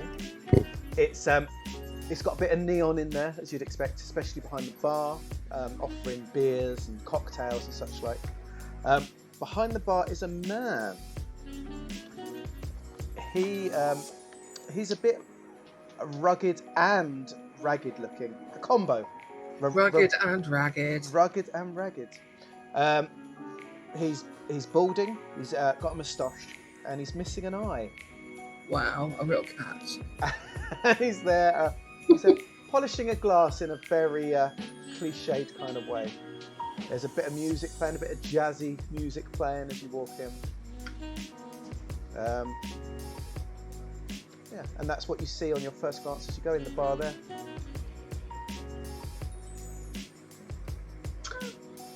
Do you guys want to drink? drink. What are we having? Mikey's, please. Really? That piss? No. Let's see what they've got. Let's see what they've got out here. I can buy the drinks. I mean, look at him. It's fine. I'll get the first round as long as I don't buy another. That's fine. So as you approach the bar, you notice another man slumped over in the corner, sort of next where the bar meets the wall. So the bar runs along most of the back wall, except a few meters to the right. So you come in the door to the left. At the back, you've got the bar up to just right at the centre. On the far left, slumped against the wall, is an older, shuffy-looking man who already appears to be about 4 pints in. So Is he in a flight suit? Does he look like he's from a crew? He doesn't. No. He looks like he's basically come up from downstairs in a dressing gown and slippers, and just This plopped place himself is there. just class. This is an amazing establishment. Your colonica is showing. Oh! You said it's Anna's approaching the bar. Is that right? Mhm. As you approach her, the man looks up. He manages a smile. She leans in a sort of slightly cool, friendly way on the bar, and kind of looks him over all slow and gives a very, very sweet smile, and says, "Hey, my dad lost an eye. What happened to yours?" He sort of half smiles back and he says, "I lost it in a fight with your dad." Really? That'd be the only fight you ever lost. The only fight you ever won, even. Whoops. We're just in for it. What? Yeah, he sort of smiles a little bit at that. He's not a miserable man. What can I get you? 3 fine. Well, fine. DC idiots want Mikey's, but I'm wondering if you've got anything special. Maybe some station brew or a bit of rum. I don't know. It's 8:30. We got to start with a bang. You know what I mean? Oh, absolutely. Well, Mikey's, as you know, is the ale that's shipped all around the outer rings. Yeah. Breakfast in a glass. We don't need that. Get them something real. Get Mikey's anyway. Dixon's is our local ale that comes out of the system. Quite Nice. literally comes out of the system if you have too much. It's okay. I probably prefer it to Mikey's. It's a bit richer. Then you've got, if you want a lager, we've got After Hours. That's brewed locally. That's the Sutler lager, very crisp. Or lagers, of course, which is the, that's the pish you can get anywhere. Lager's lager is fun to say. Lager's You know what they lager. say? If you can't say Lager's lager, you shouldn't be having a Lager's lager. You remember the advert? If Yeah, you that want- and the naked woman. Mm-hmm. Exactly. I'm glad. It's disappointing when they change that advert. It's just political correctness gone mad, I say. Outrageous. We've got a few spirits in if you want. We've got Solar Flare, which is our cheapest whiskey. We got Curly's Knob, which is a not so cheap whiskey. You know what? I'm going to stop you there. I'm going to have a Curly's knob because it reminds me of my friend back home. He has Sure. lovely hair. Yeah, I'll have a Curly's, please. Okay, their hair must be so curly. So specially curly. It's brilliant. Yeah. Okay, one Curly's Knob. How about for your crewmates? I'll have 2 more Curlies and then I'll get them a pint of Mikey's each. That'll be fine. If we're drinking to memories, can I have a Dixon's instead of the Mikeys? I told you they wouldn't have Mikey's, really. Sometimes on Reno 12, eh? What a guy. he started pouring a Mikeys, and he's sort of like, oh, okay. And he sort of looks down to the guy at the end. And he says, "Howie, you'll have this, won't you?" And the guy sort of looks up and says, "Yeah, just add it to the others." So he finishes the Mikeys and sort of takes it down to Howie first. Howie. And he comes back, finishes up your Curly's Knobs, your Dixons, and another Mikey's, was it? And sort of gets them there, puts them on the thing, goes. That's 22 change. Sure. Have you got any nuts to go with the Curly Knobs? Yeah. What sort of nuts do you want? The You've got, saltiest nuts, please. the saltiest nuts you got? Sure. I'll tell you what. You can have these.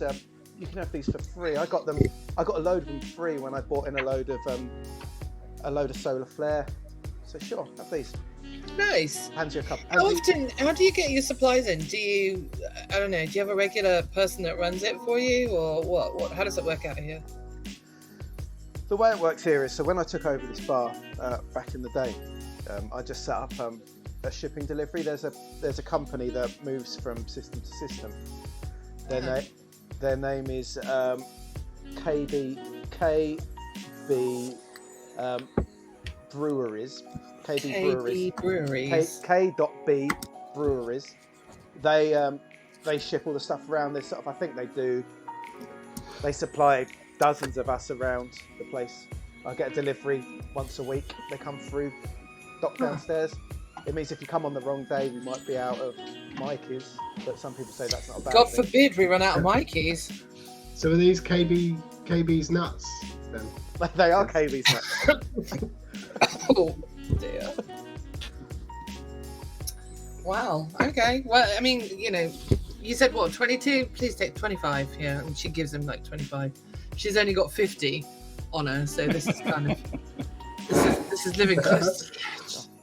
That's very kind of you. I'll tell you what. For these three extra change you're giving me, why don't you take them over there and stick them in the jukebox? Let's change this up a little bit. You need to give it a bit of a kick. Okay. Yeah, sure. Why don't you each put your favourite song on, one after another? All right. Here, Raven. And every time she says your name, she's going to say it like that. Raven. Why don't you go pick your song, dude? Go on, go have a see what they're doing. Well, that's one each, isn't it? Yep, one each. Come on, let's all go have a toot. peruse. Gather around the jukebox. Like back on Reno 12. I have a bet with myself about what song you're going to pick. So, as an aside to those watching, I'm just going to turn the music off while they go. Part of the game is everyone has a soundtrack, and it gets played during specific times. Of course, on stream we can't play it, but they will put it into the Discord. So, if you want to, when I suggest the soundtrack's getting played or something, you can listen to it on the Discord. Those of you that are parts of our Discord. Yeah, I'll post the Discord link, and I will be turning all these songs into a YouTube playlist. So over time, we'll get this lovely soundtrack for everyone. Because music's important, and I love a game that sees it as such. Okay, so the barman looks over at you as you walk over. He says, when you put that change in, you need to give it a proper elbow, yeah? Give it a real go. It really needs fixing. Oh, you got tools? I've got tools. All right. Well, let me get this down me, and I'll have a look in a little while. Well, if you're sure. I think Coldfrog might be right. Can you believe that's my best friend? Can you imagine what the rest of them are like? That's the one I picked. The one that made the cut. Yeah, right. So you in the battered jacket. I've turned my music off for you. Why don't you fill us with joy? You in the battered jacket. Beloved battered jacket. I have. Beloved. That's all right. And Bill will stroll up to the jukebox and wait for the others, I guess, to catch up. Are we all going over? Yeah, why not? One at a time. So, And I'm sure we can rest the tray of drinks on top of the jukebox while we stand around it a bit. Yeah, do it. Go on. sorry, Luke, were you going to say something? nope. Just waiting in excitement. And he takes his shot of I'm not going to say it. His shot of whiskey. Looks at the other two and says, "Well, this is my jam," and puts his song on. Do you want to know what my song is? Yeah. Yeah. My song is "The Yardbirds," Smokestack Lightning. Oh, I had Moon Age Danger down for your first one, actually. Oh well. Which I shall put into the Discord whilst everybody else does their thing. As the music starts playing and you move aside to let the others sort of line theirs up, you can see that behind the jukebox is against the back of the wall where the bar has stopped. So opposite the doors you go in, and behind there's large view windows looking down into the dock below, and you can see 8 or 10 ships, including yours, out there, and then sort of the hatch open with another sort of ready with sort of another ship coming in, and it's quite beautiful in a sort of a strange mechanical way and sort of quite lonely way as the music plays with the warmth of Curly's knob in your throat. If you're struggling with Curly's knob, there's some lovely salty nuts that would really help it go down. Yeah. So obviously we're gonna stand around and raise a glass at this point, aren't we?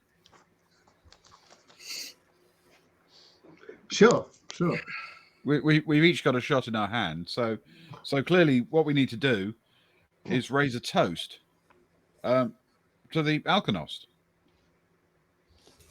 To the Alkonost. To the Alkonost and her crew.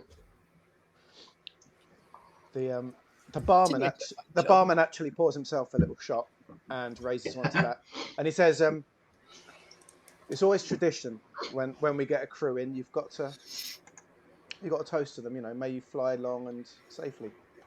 Ah, you should come aboard. We've just put it back together. This is almost a maiden flight. You should, have a look around if you're getting fed up of being station bound.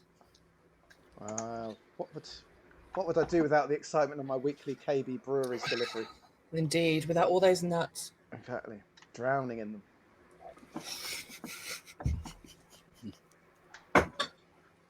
I'm trying very hard to behave, Luke, but you're not making it easy. Sorry, I'm so sorry. He's not trying to make it easy. No. Oh, Kelly! So as the music sort of eases out, and the barman looks over, interested at what might be next. Well, in honor of the ship and the booze, I'm gonna hit the controls and put on the sloop John B. Nice. Have you got a link for the Discord there, Ben? I can. A different vibe. A different vibe. It's not the same kind of music. That's true. And yet we all somehow get a little bit teary about it. Yeah. This is the song I nearly punched you in the face with. That was playing at the time. Oh.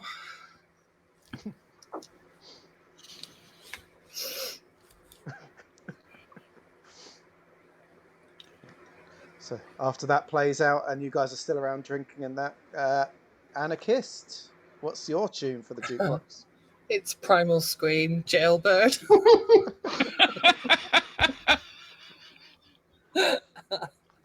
Nice. I nearly went Quite with the the Wurzels. contrast we've got going on. I like it. Yeah. Yeah, It's definitely going to be a weird greatest hits album, isn't it? Yeah. The barman looks over with an eyebrow raised over his good eye and says, how did you guys end up getting together with such a eclectic mix in taste? Well, funny story. This is the song we nearly had a fight to, and then the first one was the song we decided we'd rather get drunk to, and then the third one was the song we decided we'd take off into space to. She's kidding. I'm their parole officer.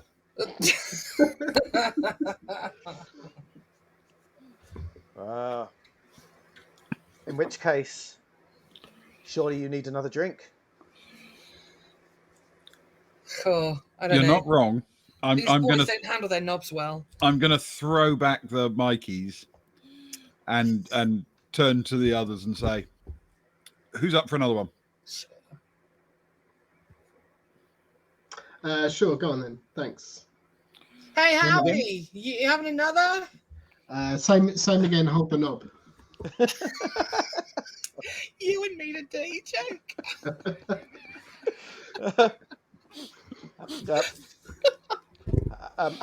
Howie looks up at you, and it's the first time you've sort of seen his eyes almost kind of make contact kind of with yours. He has that look of an alcoholic, red-faced, he's bad shape. He's drunk at half 8 in the morning. Yeah, that's always a sign, I feel. Wouldn't look at a place in the Weatherspoons, at that sort of time. He sort of raises his Mikeys, which you'd got him, which was pretty much it's left at Suds, and he'll say, "That's very kind of you, thank you. I will have one more."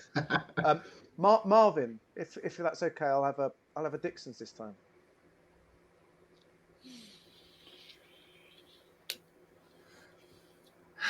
I feel kind of sorry for Howie. I feel kind of sorry for me. You always feel sorry for you. It's true. I don't feel sorry for anyone.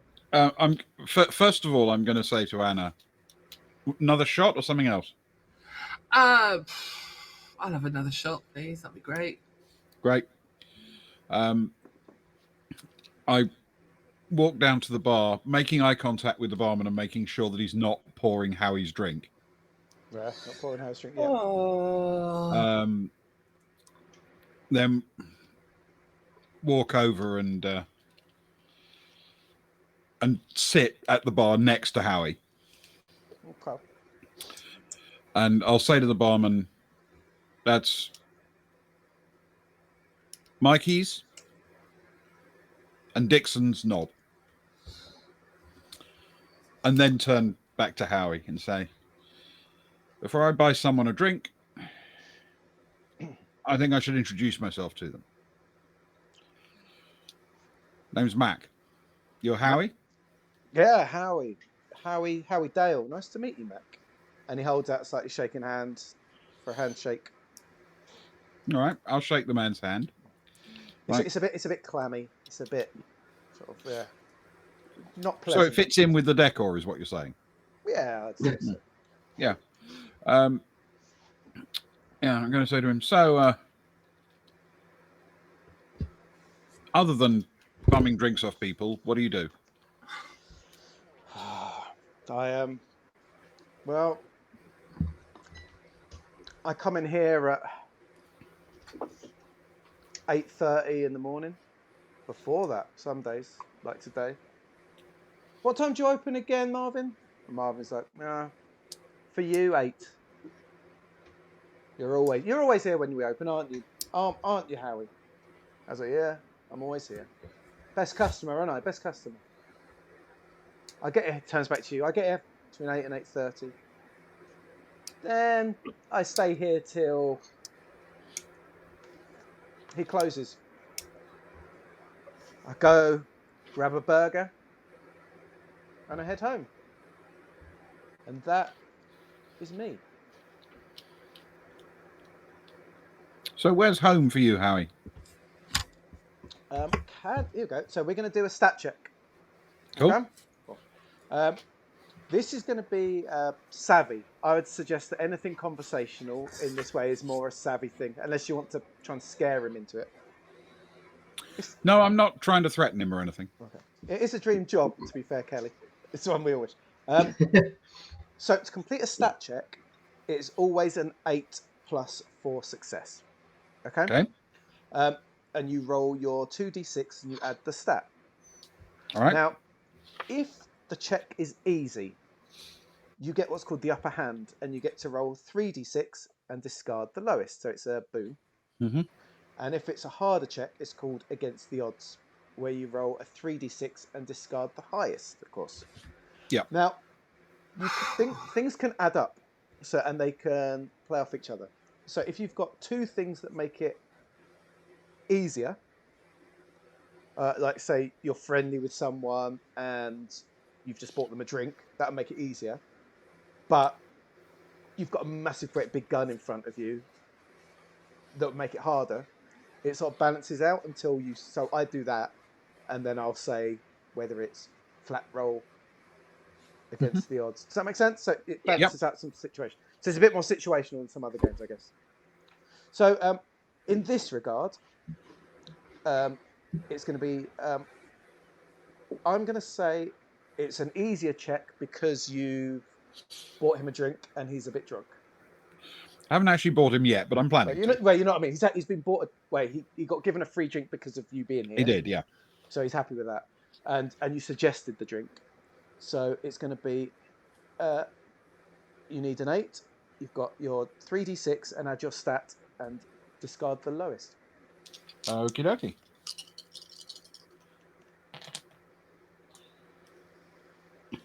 Right. So I've got a 5 and a 6 and a 1. Mm-hmm. Holy balls. And I've got a +2 for savvy. So I make that a ridiculous 13. Mr. Guffin is quite the talker. He talks a lot. Christ, you get his whole life story. Shut up, Howie. Blind, no places to be, mate. Yeah. I was like, well, he sort of sits back a little bit. He's like, right, okay. Have you got time, friends? I have. I'll just indicate to the barman by whatever semaphore is necessary that once he's sorted out the drinks that I've ordered for the others, he can set them up at that end of the bar, so it's easy for them. And when he comes to bring me my Mikeys, I'll ask for a Dixon's as well for Howie. He sort of leans in, a bit conspiratorially, I guess. He's like, I didn't always used to live up here. But now I live downstairs in habitation, where it's mostly just guys like Marvin. I'm sure you've met Mary in the security. The guys that run the 812, the convenience store, the burger guys. A few of the mechanics, the grease monkeys. That's who lives here. So we serve the rest of you, really. Well, they do. But I didn't always used to live here. I used to live on Irving Industrial. Mm-hmm. I used to work as mining crew there. I used to work with Marvin. He points across at the barman. He says we were work buddies. I think it's why he puts up with me. Isn't that right, Marvin? Marvin sort of gives him sort of a kind of a smile as he carries on pouring the drinks. He's heard this many times, Mm. Yeah, that's right, Howie, that's right. After I got a career-ending injury, And I moved up here with my insurance money to drink my old age away. You know, Marvin finished up. He came up here, so came up here to join him, keep him company. I don't want to be back down there, not at my age. This is where I belong. You know, that's me. You're a miner on Delta 3. Yeah, on the in the mining plant on Irvine Industrial. Yeah. Yeah. Yeah. Well, it's honest work. You know, assuming you don't steal from them. I tell you what with the mob around this system, you don't steal from places like that. It catches up with you. Do you know what I mean? Yeah. Yeah. Well, I imagine nobody's hunting you because you're not hard to find. No, and they got no reason to hunt me. I did my time. I served them well. You know, put 30 years in down there. Hmm. It wasn't my fault that I ended up struck off. Yeah. Just an accident. Yeah, they paid me well for it as well. Yeah. You know, I've come out of things well, if you know what I mean. Yeah, I get it. Well, enjoy your beer.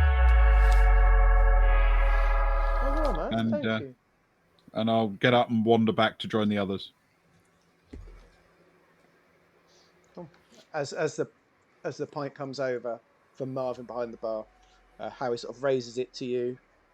You know, it sloshes a little bit over the sides as he raises it, and he goes back to drinking.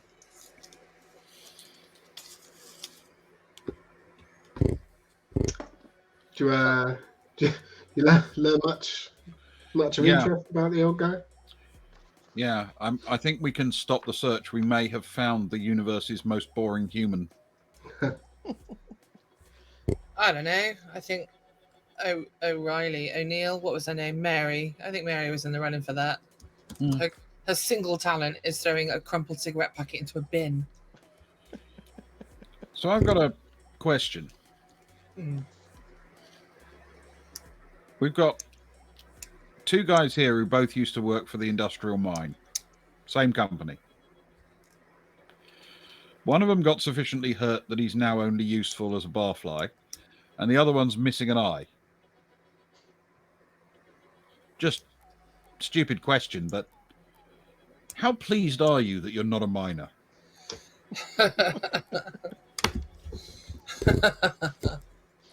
Yeah, it'll do. Bill will raise his glass to that and just give a knowing nod. Sparrow, I just winked at you for that. Could you all roll an observation check, please? Yes. Which is, sorry, remind me. It's 2d6 and you're trying to hit... Straight 8. 2d6 and a what, sorry? 2d6 and you just got to hit a straight 8. Or more. Okay, roll 2d6. That's a no from me. 8. It's a 6. 8 and 5 from me.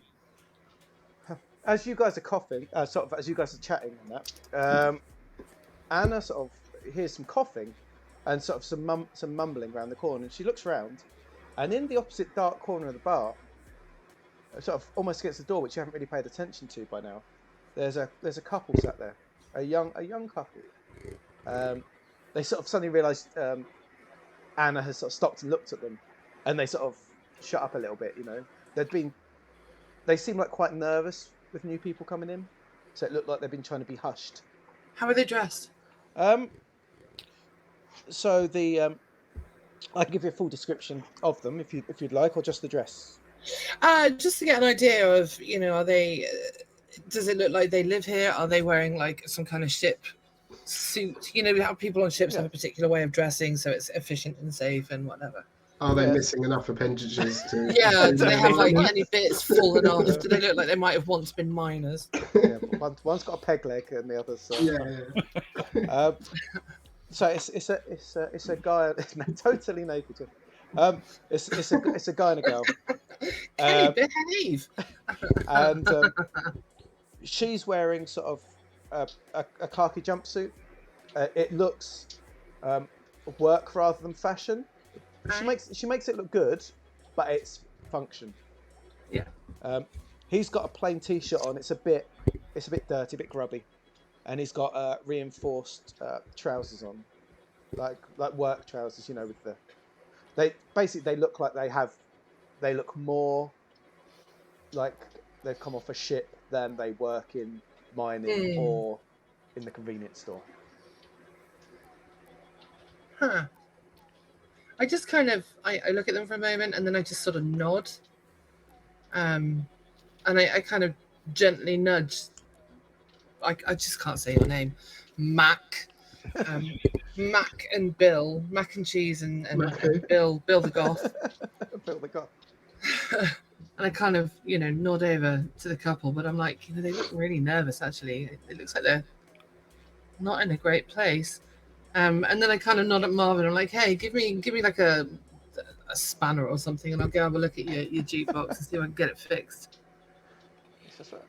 If you're sure, just don't wreck it, because if you do, I owe someone quite a lot of money.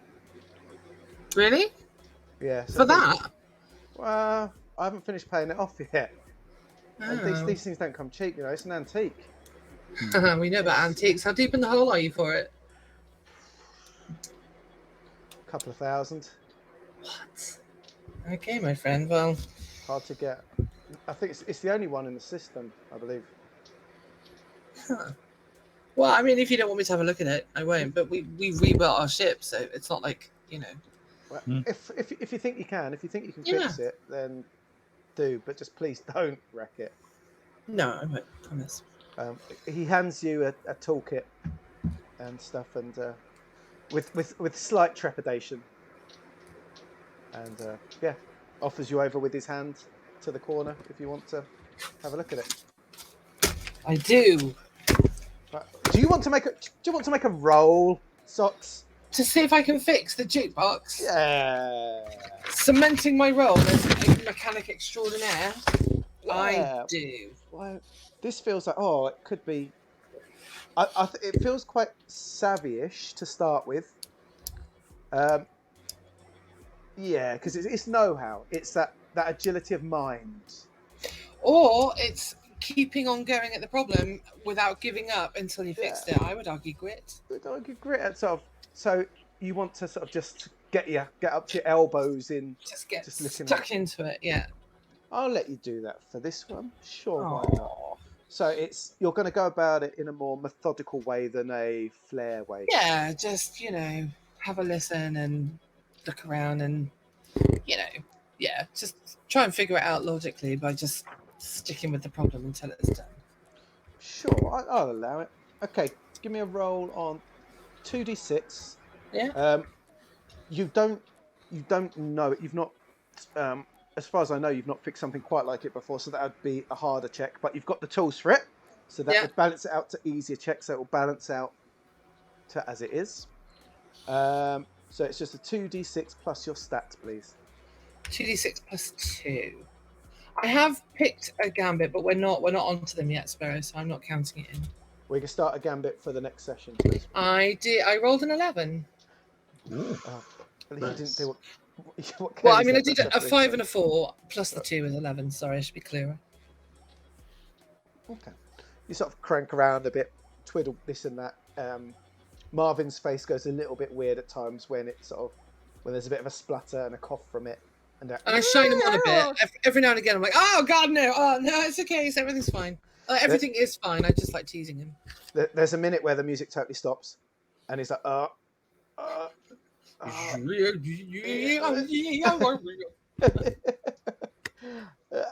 and then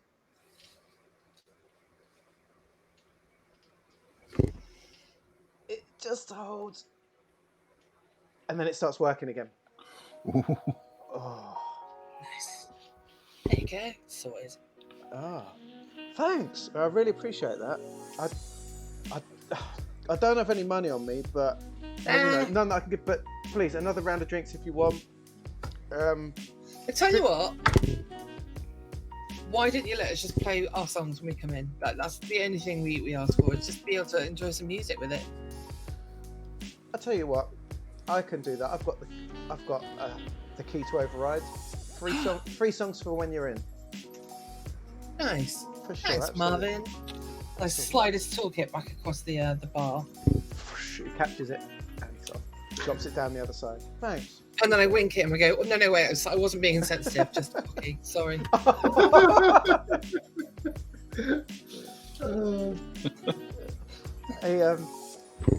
He accepts it. He's probably had it quite a lot of times seeing jokes and accidental people. So yeah, fine. He says, "Don't worry about it. I've had it long enough. I'm not sensitive." Yeah. Well, once that's sorted, I'll nod over to Marvin and say, "Don't forget, I owe you for 3 and a shot." Ah, you're an honest man. Thank you. That's 15, please. But I'll tell you what, because you're a friend as well, this round's on me. Ah, result. Thanks. Ah, Marvin. Nice. What luck it was to have you come into my humble establishment this morning. Thank you. And then while Mac and Marvin are swapping niceties, I glance over at the couple in the corner and see if that's made them relax anymore, that somebody's done something nice, and hopefully we seem a little bit less threatening now. They do. They feel. They seem, from what you can tell, kind of more relaxed. Can you roll an observation for me, though, please? Okay. That's 2d6. Yes, please. So a 3 and a 1. Okay. They just seem like they've relaxed a little into their chairs and they're going back to quietly talking to each other again. I elbow Bill. What do you think? You're the nice one. Go talk to him.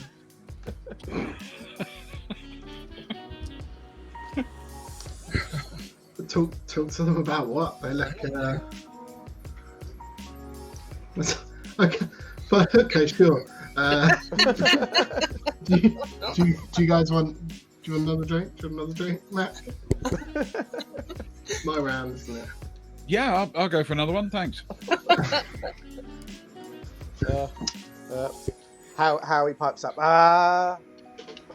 People after my own heart. Yeah, that's right, Howie. And Bill will get up, walk over to the bar, and say, 3 more, please.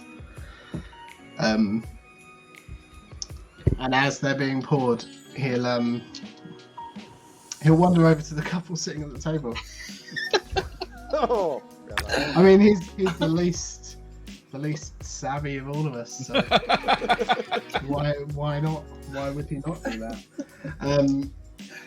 Hey, you guys all right? My friend over there thinks you look a bit nervous. You guys are okay, excellent.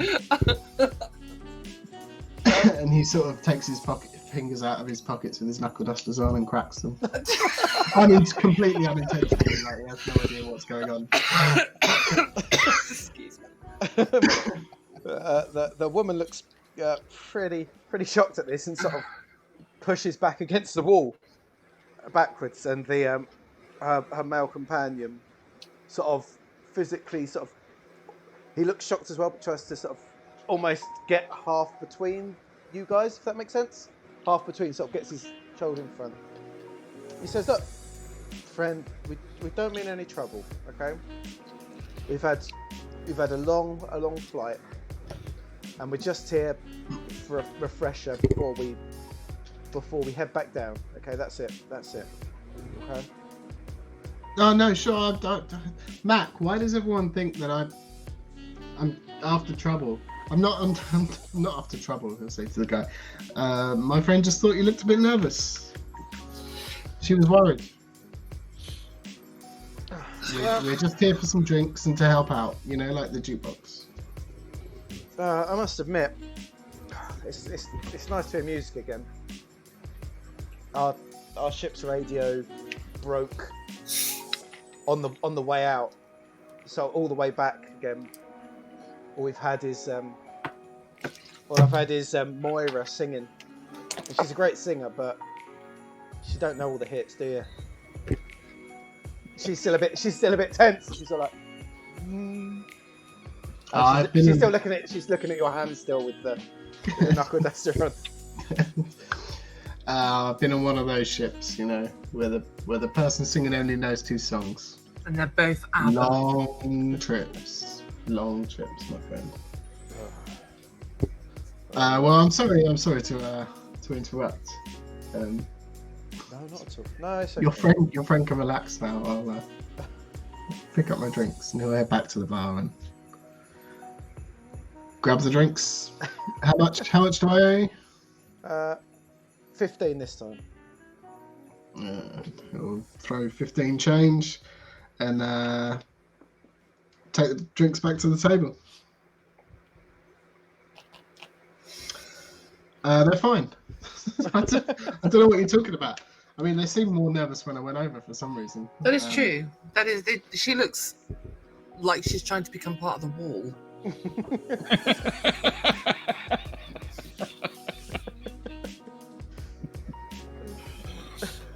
I mean, I have no idea what that's about. But, you know. I mean, So what's this story? Where are they from? Why are they here? They just came in. The ship's radio's broken. I think they're trying to get some repairs done on the radio. You have to imagine you should see if you could sort out their ship like you did the jukebox. That'd be great. Yeah, right after you scared the shit out of them. That worked brilliantly. I did what? Nothing. Who are you? What do we have planned? What are we doing? I mean, we're waiting for O'Neill and then crime. What do you want? Marvin chuckles to himself at that. It's like, oh, you guys. And then he goes back to cleaning the glasses. We've got to find some work ultimately, right? Now we never cleared this up. Is that like work with or without inverted commas around it? You can Yeah, one of those. Okay. Yeah, I mean, I definitely need some more change at the least. At this rate. Yeah, I mean, if we stay here much longer, we'll have drunk a sizable portion of our future. So, That's worrying. You're the rich one. yeah. So realistically, we're going to have to find something to do to earn a bit of cash, right? Mm-hmm. Yeah. So we can head out to that bounty hunter bit, find somebody who's frankly dumber than us, and go and bring them in. That's a pretty low bar. It's a very low bar. What's a bar? Just looking around at the tap. It's something you fall over in the dead of night when the ravens of the darkest heart come after you in your dreams. Whoa, now who's intimidating? Well, I mean, I could go look at the radio if you guys want to go look at the bounty board. As you're talking, Marvin comes closer actually, just as you're making the decision. Yeah. And he sort of leans over a bit, and he says, "You're looking for something to do. You're looking for something to do. Something a little bit interesting, a little bit special, a little bit something with a bit of je ne sais quoi." I don't speak Italian. What does that mean? It means a little bit hoity-toity, frumpy-pumpy, exciting, magical. Something off the beaten path. Marvin, are you talking about crime? As he's saying that, Howie's like, he sort of shouts over, very not reading the mood at all. It's like, "Oh, Marvin, not this again. Oh. Every time interesting people come in, you try to send them off on some nonsense." And Marvin says, "Don't listen to Howard. Don't listen to Howard. His brain's broken. He's lovely, but his brain's broken." No.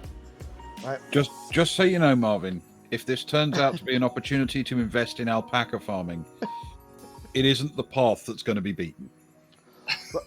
Well, what I have, right? If you'll just listen to a 45-minute presentation I have, Are we sending money to a friend of yours who's stuck in a country and he promises he'll send it back as soon as he can get to his bank? Well, look, if you get on now, right? If you pay me 400. And we just have to recruit Credits. 3 other people. Yeah, exactly. No, not that. Is it selling soap? It's not selling soap. No, Is it mascara? it's not. You have to. Are you going we'll to tell us about your doors. NFT? Right. Now, this is just between me and you, right? Well, I mean, according to Harry, it's not just between you and us, though, is it? But right now, between me and you. Okay. Right, not those guys over there. You are joking though, because if this is going to take 45 minutes, can we get another round in while we? Yes. Yeah, I'll give you. It won't take 45 minutes. I'll give you a round after this. Okay. Marvin, keep your voice down. Oh, sorry. He looks over at the young couple that are looking over, and he's like, Carl, no, this is not for you. You just talk. You talk with Moira, okay? Moira, you butt your ears out. He says, he's not very subtle, bless him. He says, between you and me, you may have noticed that business on Sutler Orbital is pretty dull, right? Pretty dull. This, when all I've got to look forward to every day is coming face to face with Howie when I've still got the taste of toothpaste in my mouth. Hey, Harry's awesome. He's got his moments. You've only seen the good side of him. And it's such a good side. The good side of him is when he buns drinks off strangers. Yeah, that's peak Howie. That's good Howie. That's him at his best. Okay. Yeah. Peak Howie, classic Howie. Classic Howie. Yeah. Business is dull, right? I kind of long for a taste of the old days, right? And I've got a tale for you. A tale. But I need to know that you're not going to spread it around, right? Can I have your words between me and you? right now? I'll make you a deal. I won't tell your story if you can tell your story in less than 5 minutes. That's a good deal. I can do it in less than 5. Okay. Now, there's rumours that there's a smuggler's cache hidden, believe it or not, in the foreman's office at the old Ferris Iron Quarry. Ferris Iron Quarry. Yeah, easy for you to say. That was named by somebody who knew what they were doing. Yeah. And that's out in the back roads on Reno 12. The back road lanes, you mean? Yeah, so down the back roads, yeah, all out the back roads, right? Not out the city, yeah? Not in the city itself, out the back roads. And you're sure it's the ferrous iron and not any other kind of iron? Ferris, any old Ferris Iron. Ferrous iron. Ferris, Ferris Iron Quarry. Mm-hmm. If, Where's that quarry? To the back roads. The back roads of outside Reno 12. Okay. You guys ask a lot of questions. If you could, verify these rumours that exists, I'd appreciate it. It'd bring a How bit of how much would you appreciate it, a Marley? bit of excitement to my life. Well, I mean, if you're saying you want excitement, are you suggesting that you come with us? I can't come with you. Like, who'd run the bar? You can't trust Howie in here. Do you know what I mean? It needs me keeping him in touch. I can't let any old spotty oik from KB Breweries to cover me for a week or so. You know what I mean? I mean, to be fair, where's Spotty Oaks from the mercenaries office? But you're nice, spotty oiks.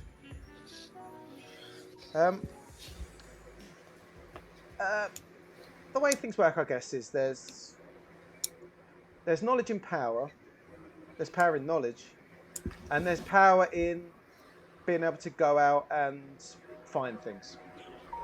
Hello, Uber Geek Media. Hope you're doing well. You join us just during a conspiratorial moment. Hi, Uber Geek. So, Uber Geek, lean in conspiratorially next to the screen and listen up. Listen up. So, I'll tell you what. You're using my knowledge, but you're using your know-how. So, if there is something there, and you can find it, whatever it is, let's go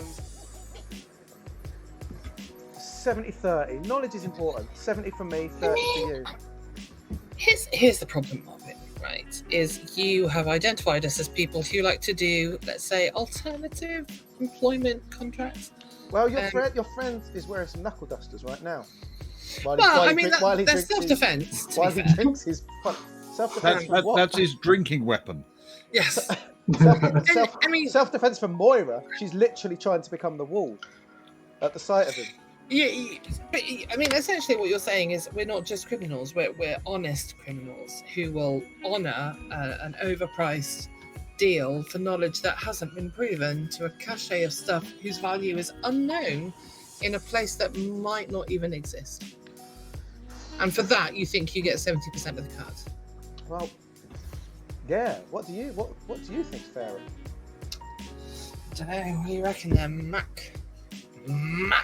Sorry. I think he's picked us out because he thinks we're profoundly idiotic. I think he's 30% right. We go check it out. As he's rightly pointed out, we're the good guys. We go check it out. We find out what's there. We turn out if it's interesting, if it's valuable, we'll take a look at it, come back and throw him a tip. It can be a generous one, you understand, but we'll find out what it is first. I don't know if it's even worth our effort yet. Old Howie over there says you've been telling everyone else about this. What's to say there's even anything left?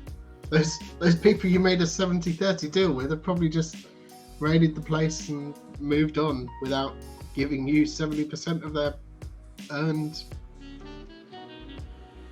whatever this is. Money, bounty, salvage.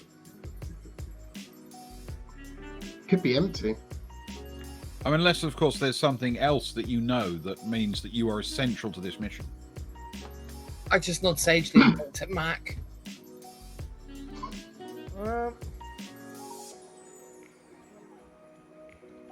I know someone. I know someone. We all know someone who could help get you into the building. And this is something I've not shared with anyone else. Okay.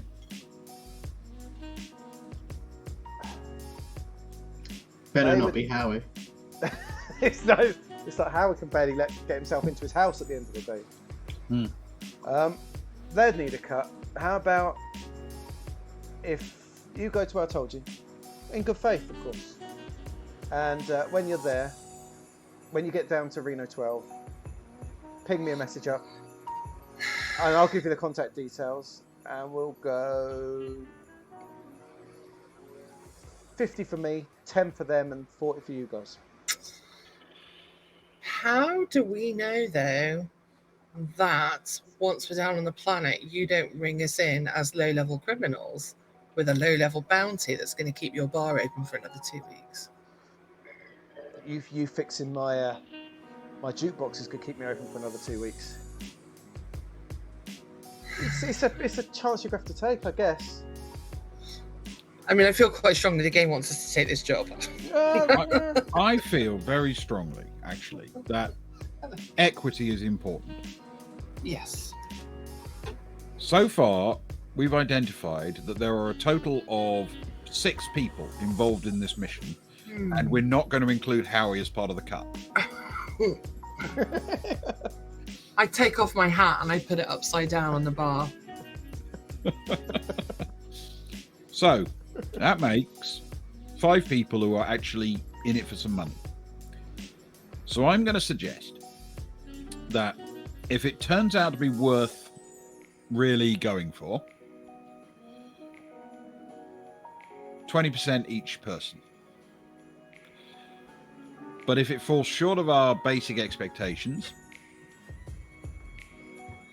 we'll take the lot. So the question, Marvin, is it actually worth our time? If it is, you're getting 20%. Okay. He thinks about it for a while. I'll tell you what.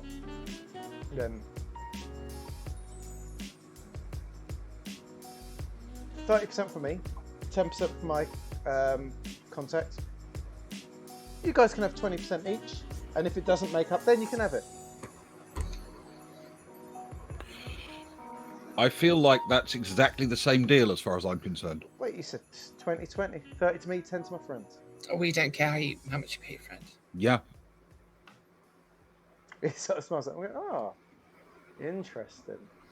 Hey, your buddy is a you problem. That's that.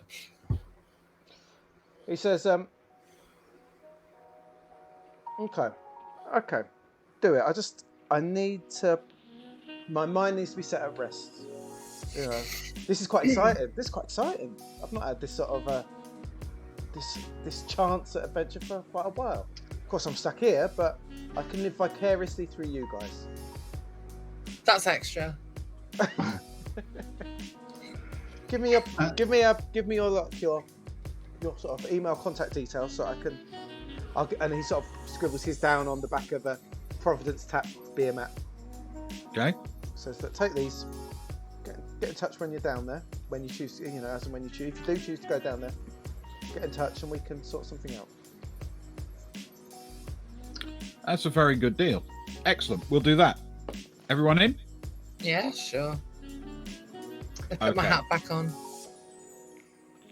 Look, just quickly, retroactively, whilst they're all talking numbers and Bill wasn't particularly interested, can he just take a glance over to the couple and see if they're still listening or not?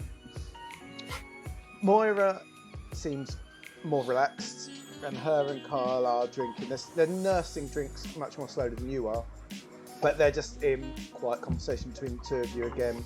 Between two of them again, sorry. And Okay. But they're talking, they're not. Yeah, they're not paying attention. Cool.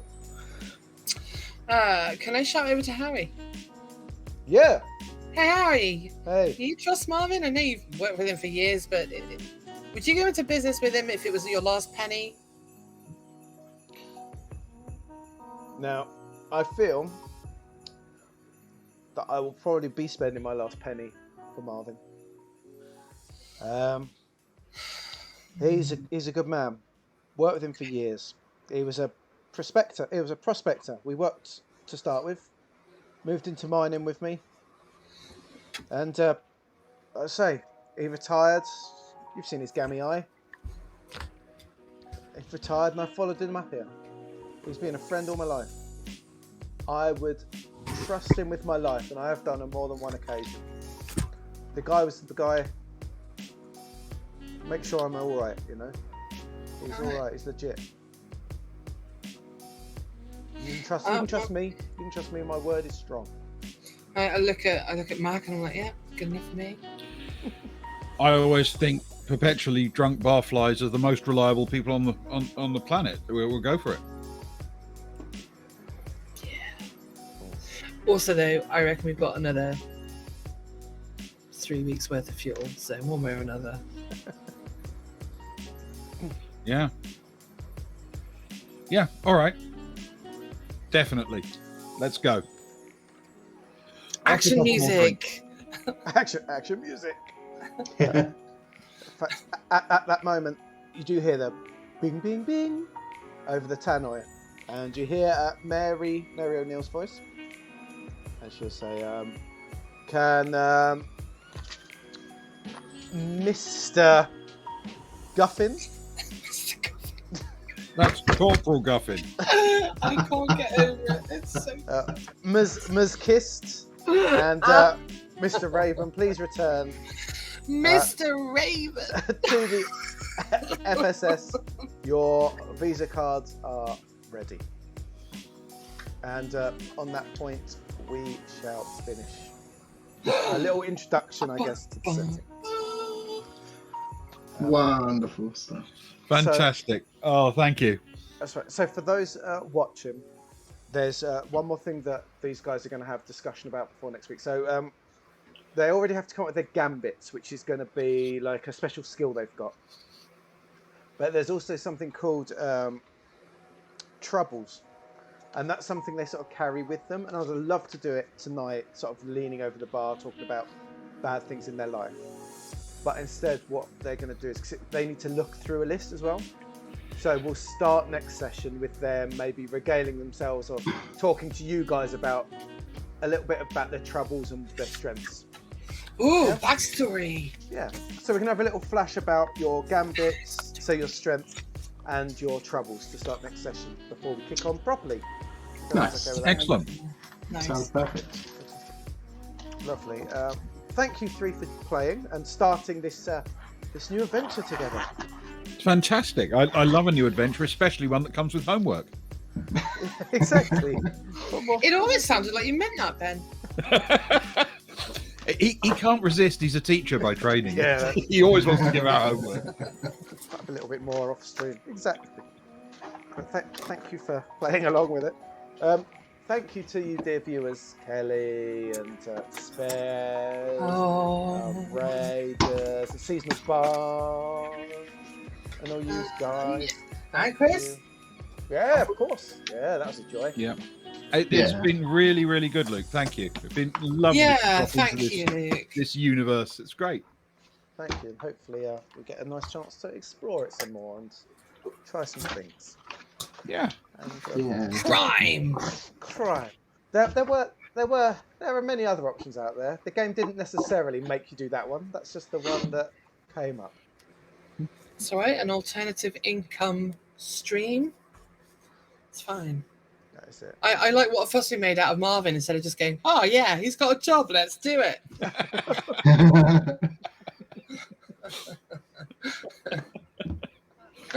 No, we're going to put you through the ringer and suggest that you're completely untrustworthy and about to sell us out, Marvin.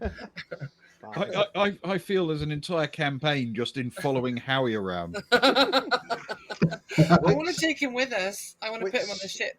I'm legitimately happy for you guys just to follow Howie around for months. Well, if he'll come with us, that's an extra 20% on the Or take have, for the job. have you and looming over people going, why are you nervous? While he fingers his knuckle dusters. Brilliant. Kelly, you're all right. You're all right. You pay us with your presence. Oh, Kelly, it's such a pleasure. You're always so excited. It's really lovely to spend time with you. Yeah, it's super. It's lovely to play a new game. It's lovely to have our friends along to watch and join in and chat at us. Right. On that bombshell, I better go to bed. It's Sunday morning tomorrow. Yeah, today. Sunday today. Oh, gosh, the time is so late. It is. It went a little bit later than I was hoping. About 20 minutes later, probably. But thank you all. And I'm playing Hellblade tomorrow evening if anyone's free, about 11:45. Oh, and let me just pop the Discord link in as well. So if anybody has song suggestions or wants to, I don't know, hassle the boys here about whatever they want, or just join the crew. There we go. Oh, Spares beat you to it. Oh, man. But yeah, join our Discord and we'll come and say hi. Fantastic. Right. I guess good night, everyone. And and of course, you are also interstellar Outlaws on the chat. I hope that as our story ends here, the rest of you can continue your stories going forwards. But until then, rest your heads, weary outlaws, and we will see you, soon. Space Cowboy. I had to do it. I couldn't. It's just too slick, that. You can't say anything better than that. I know. Right in there. Right in the feels. Good night, everyone. Good night.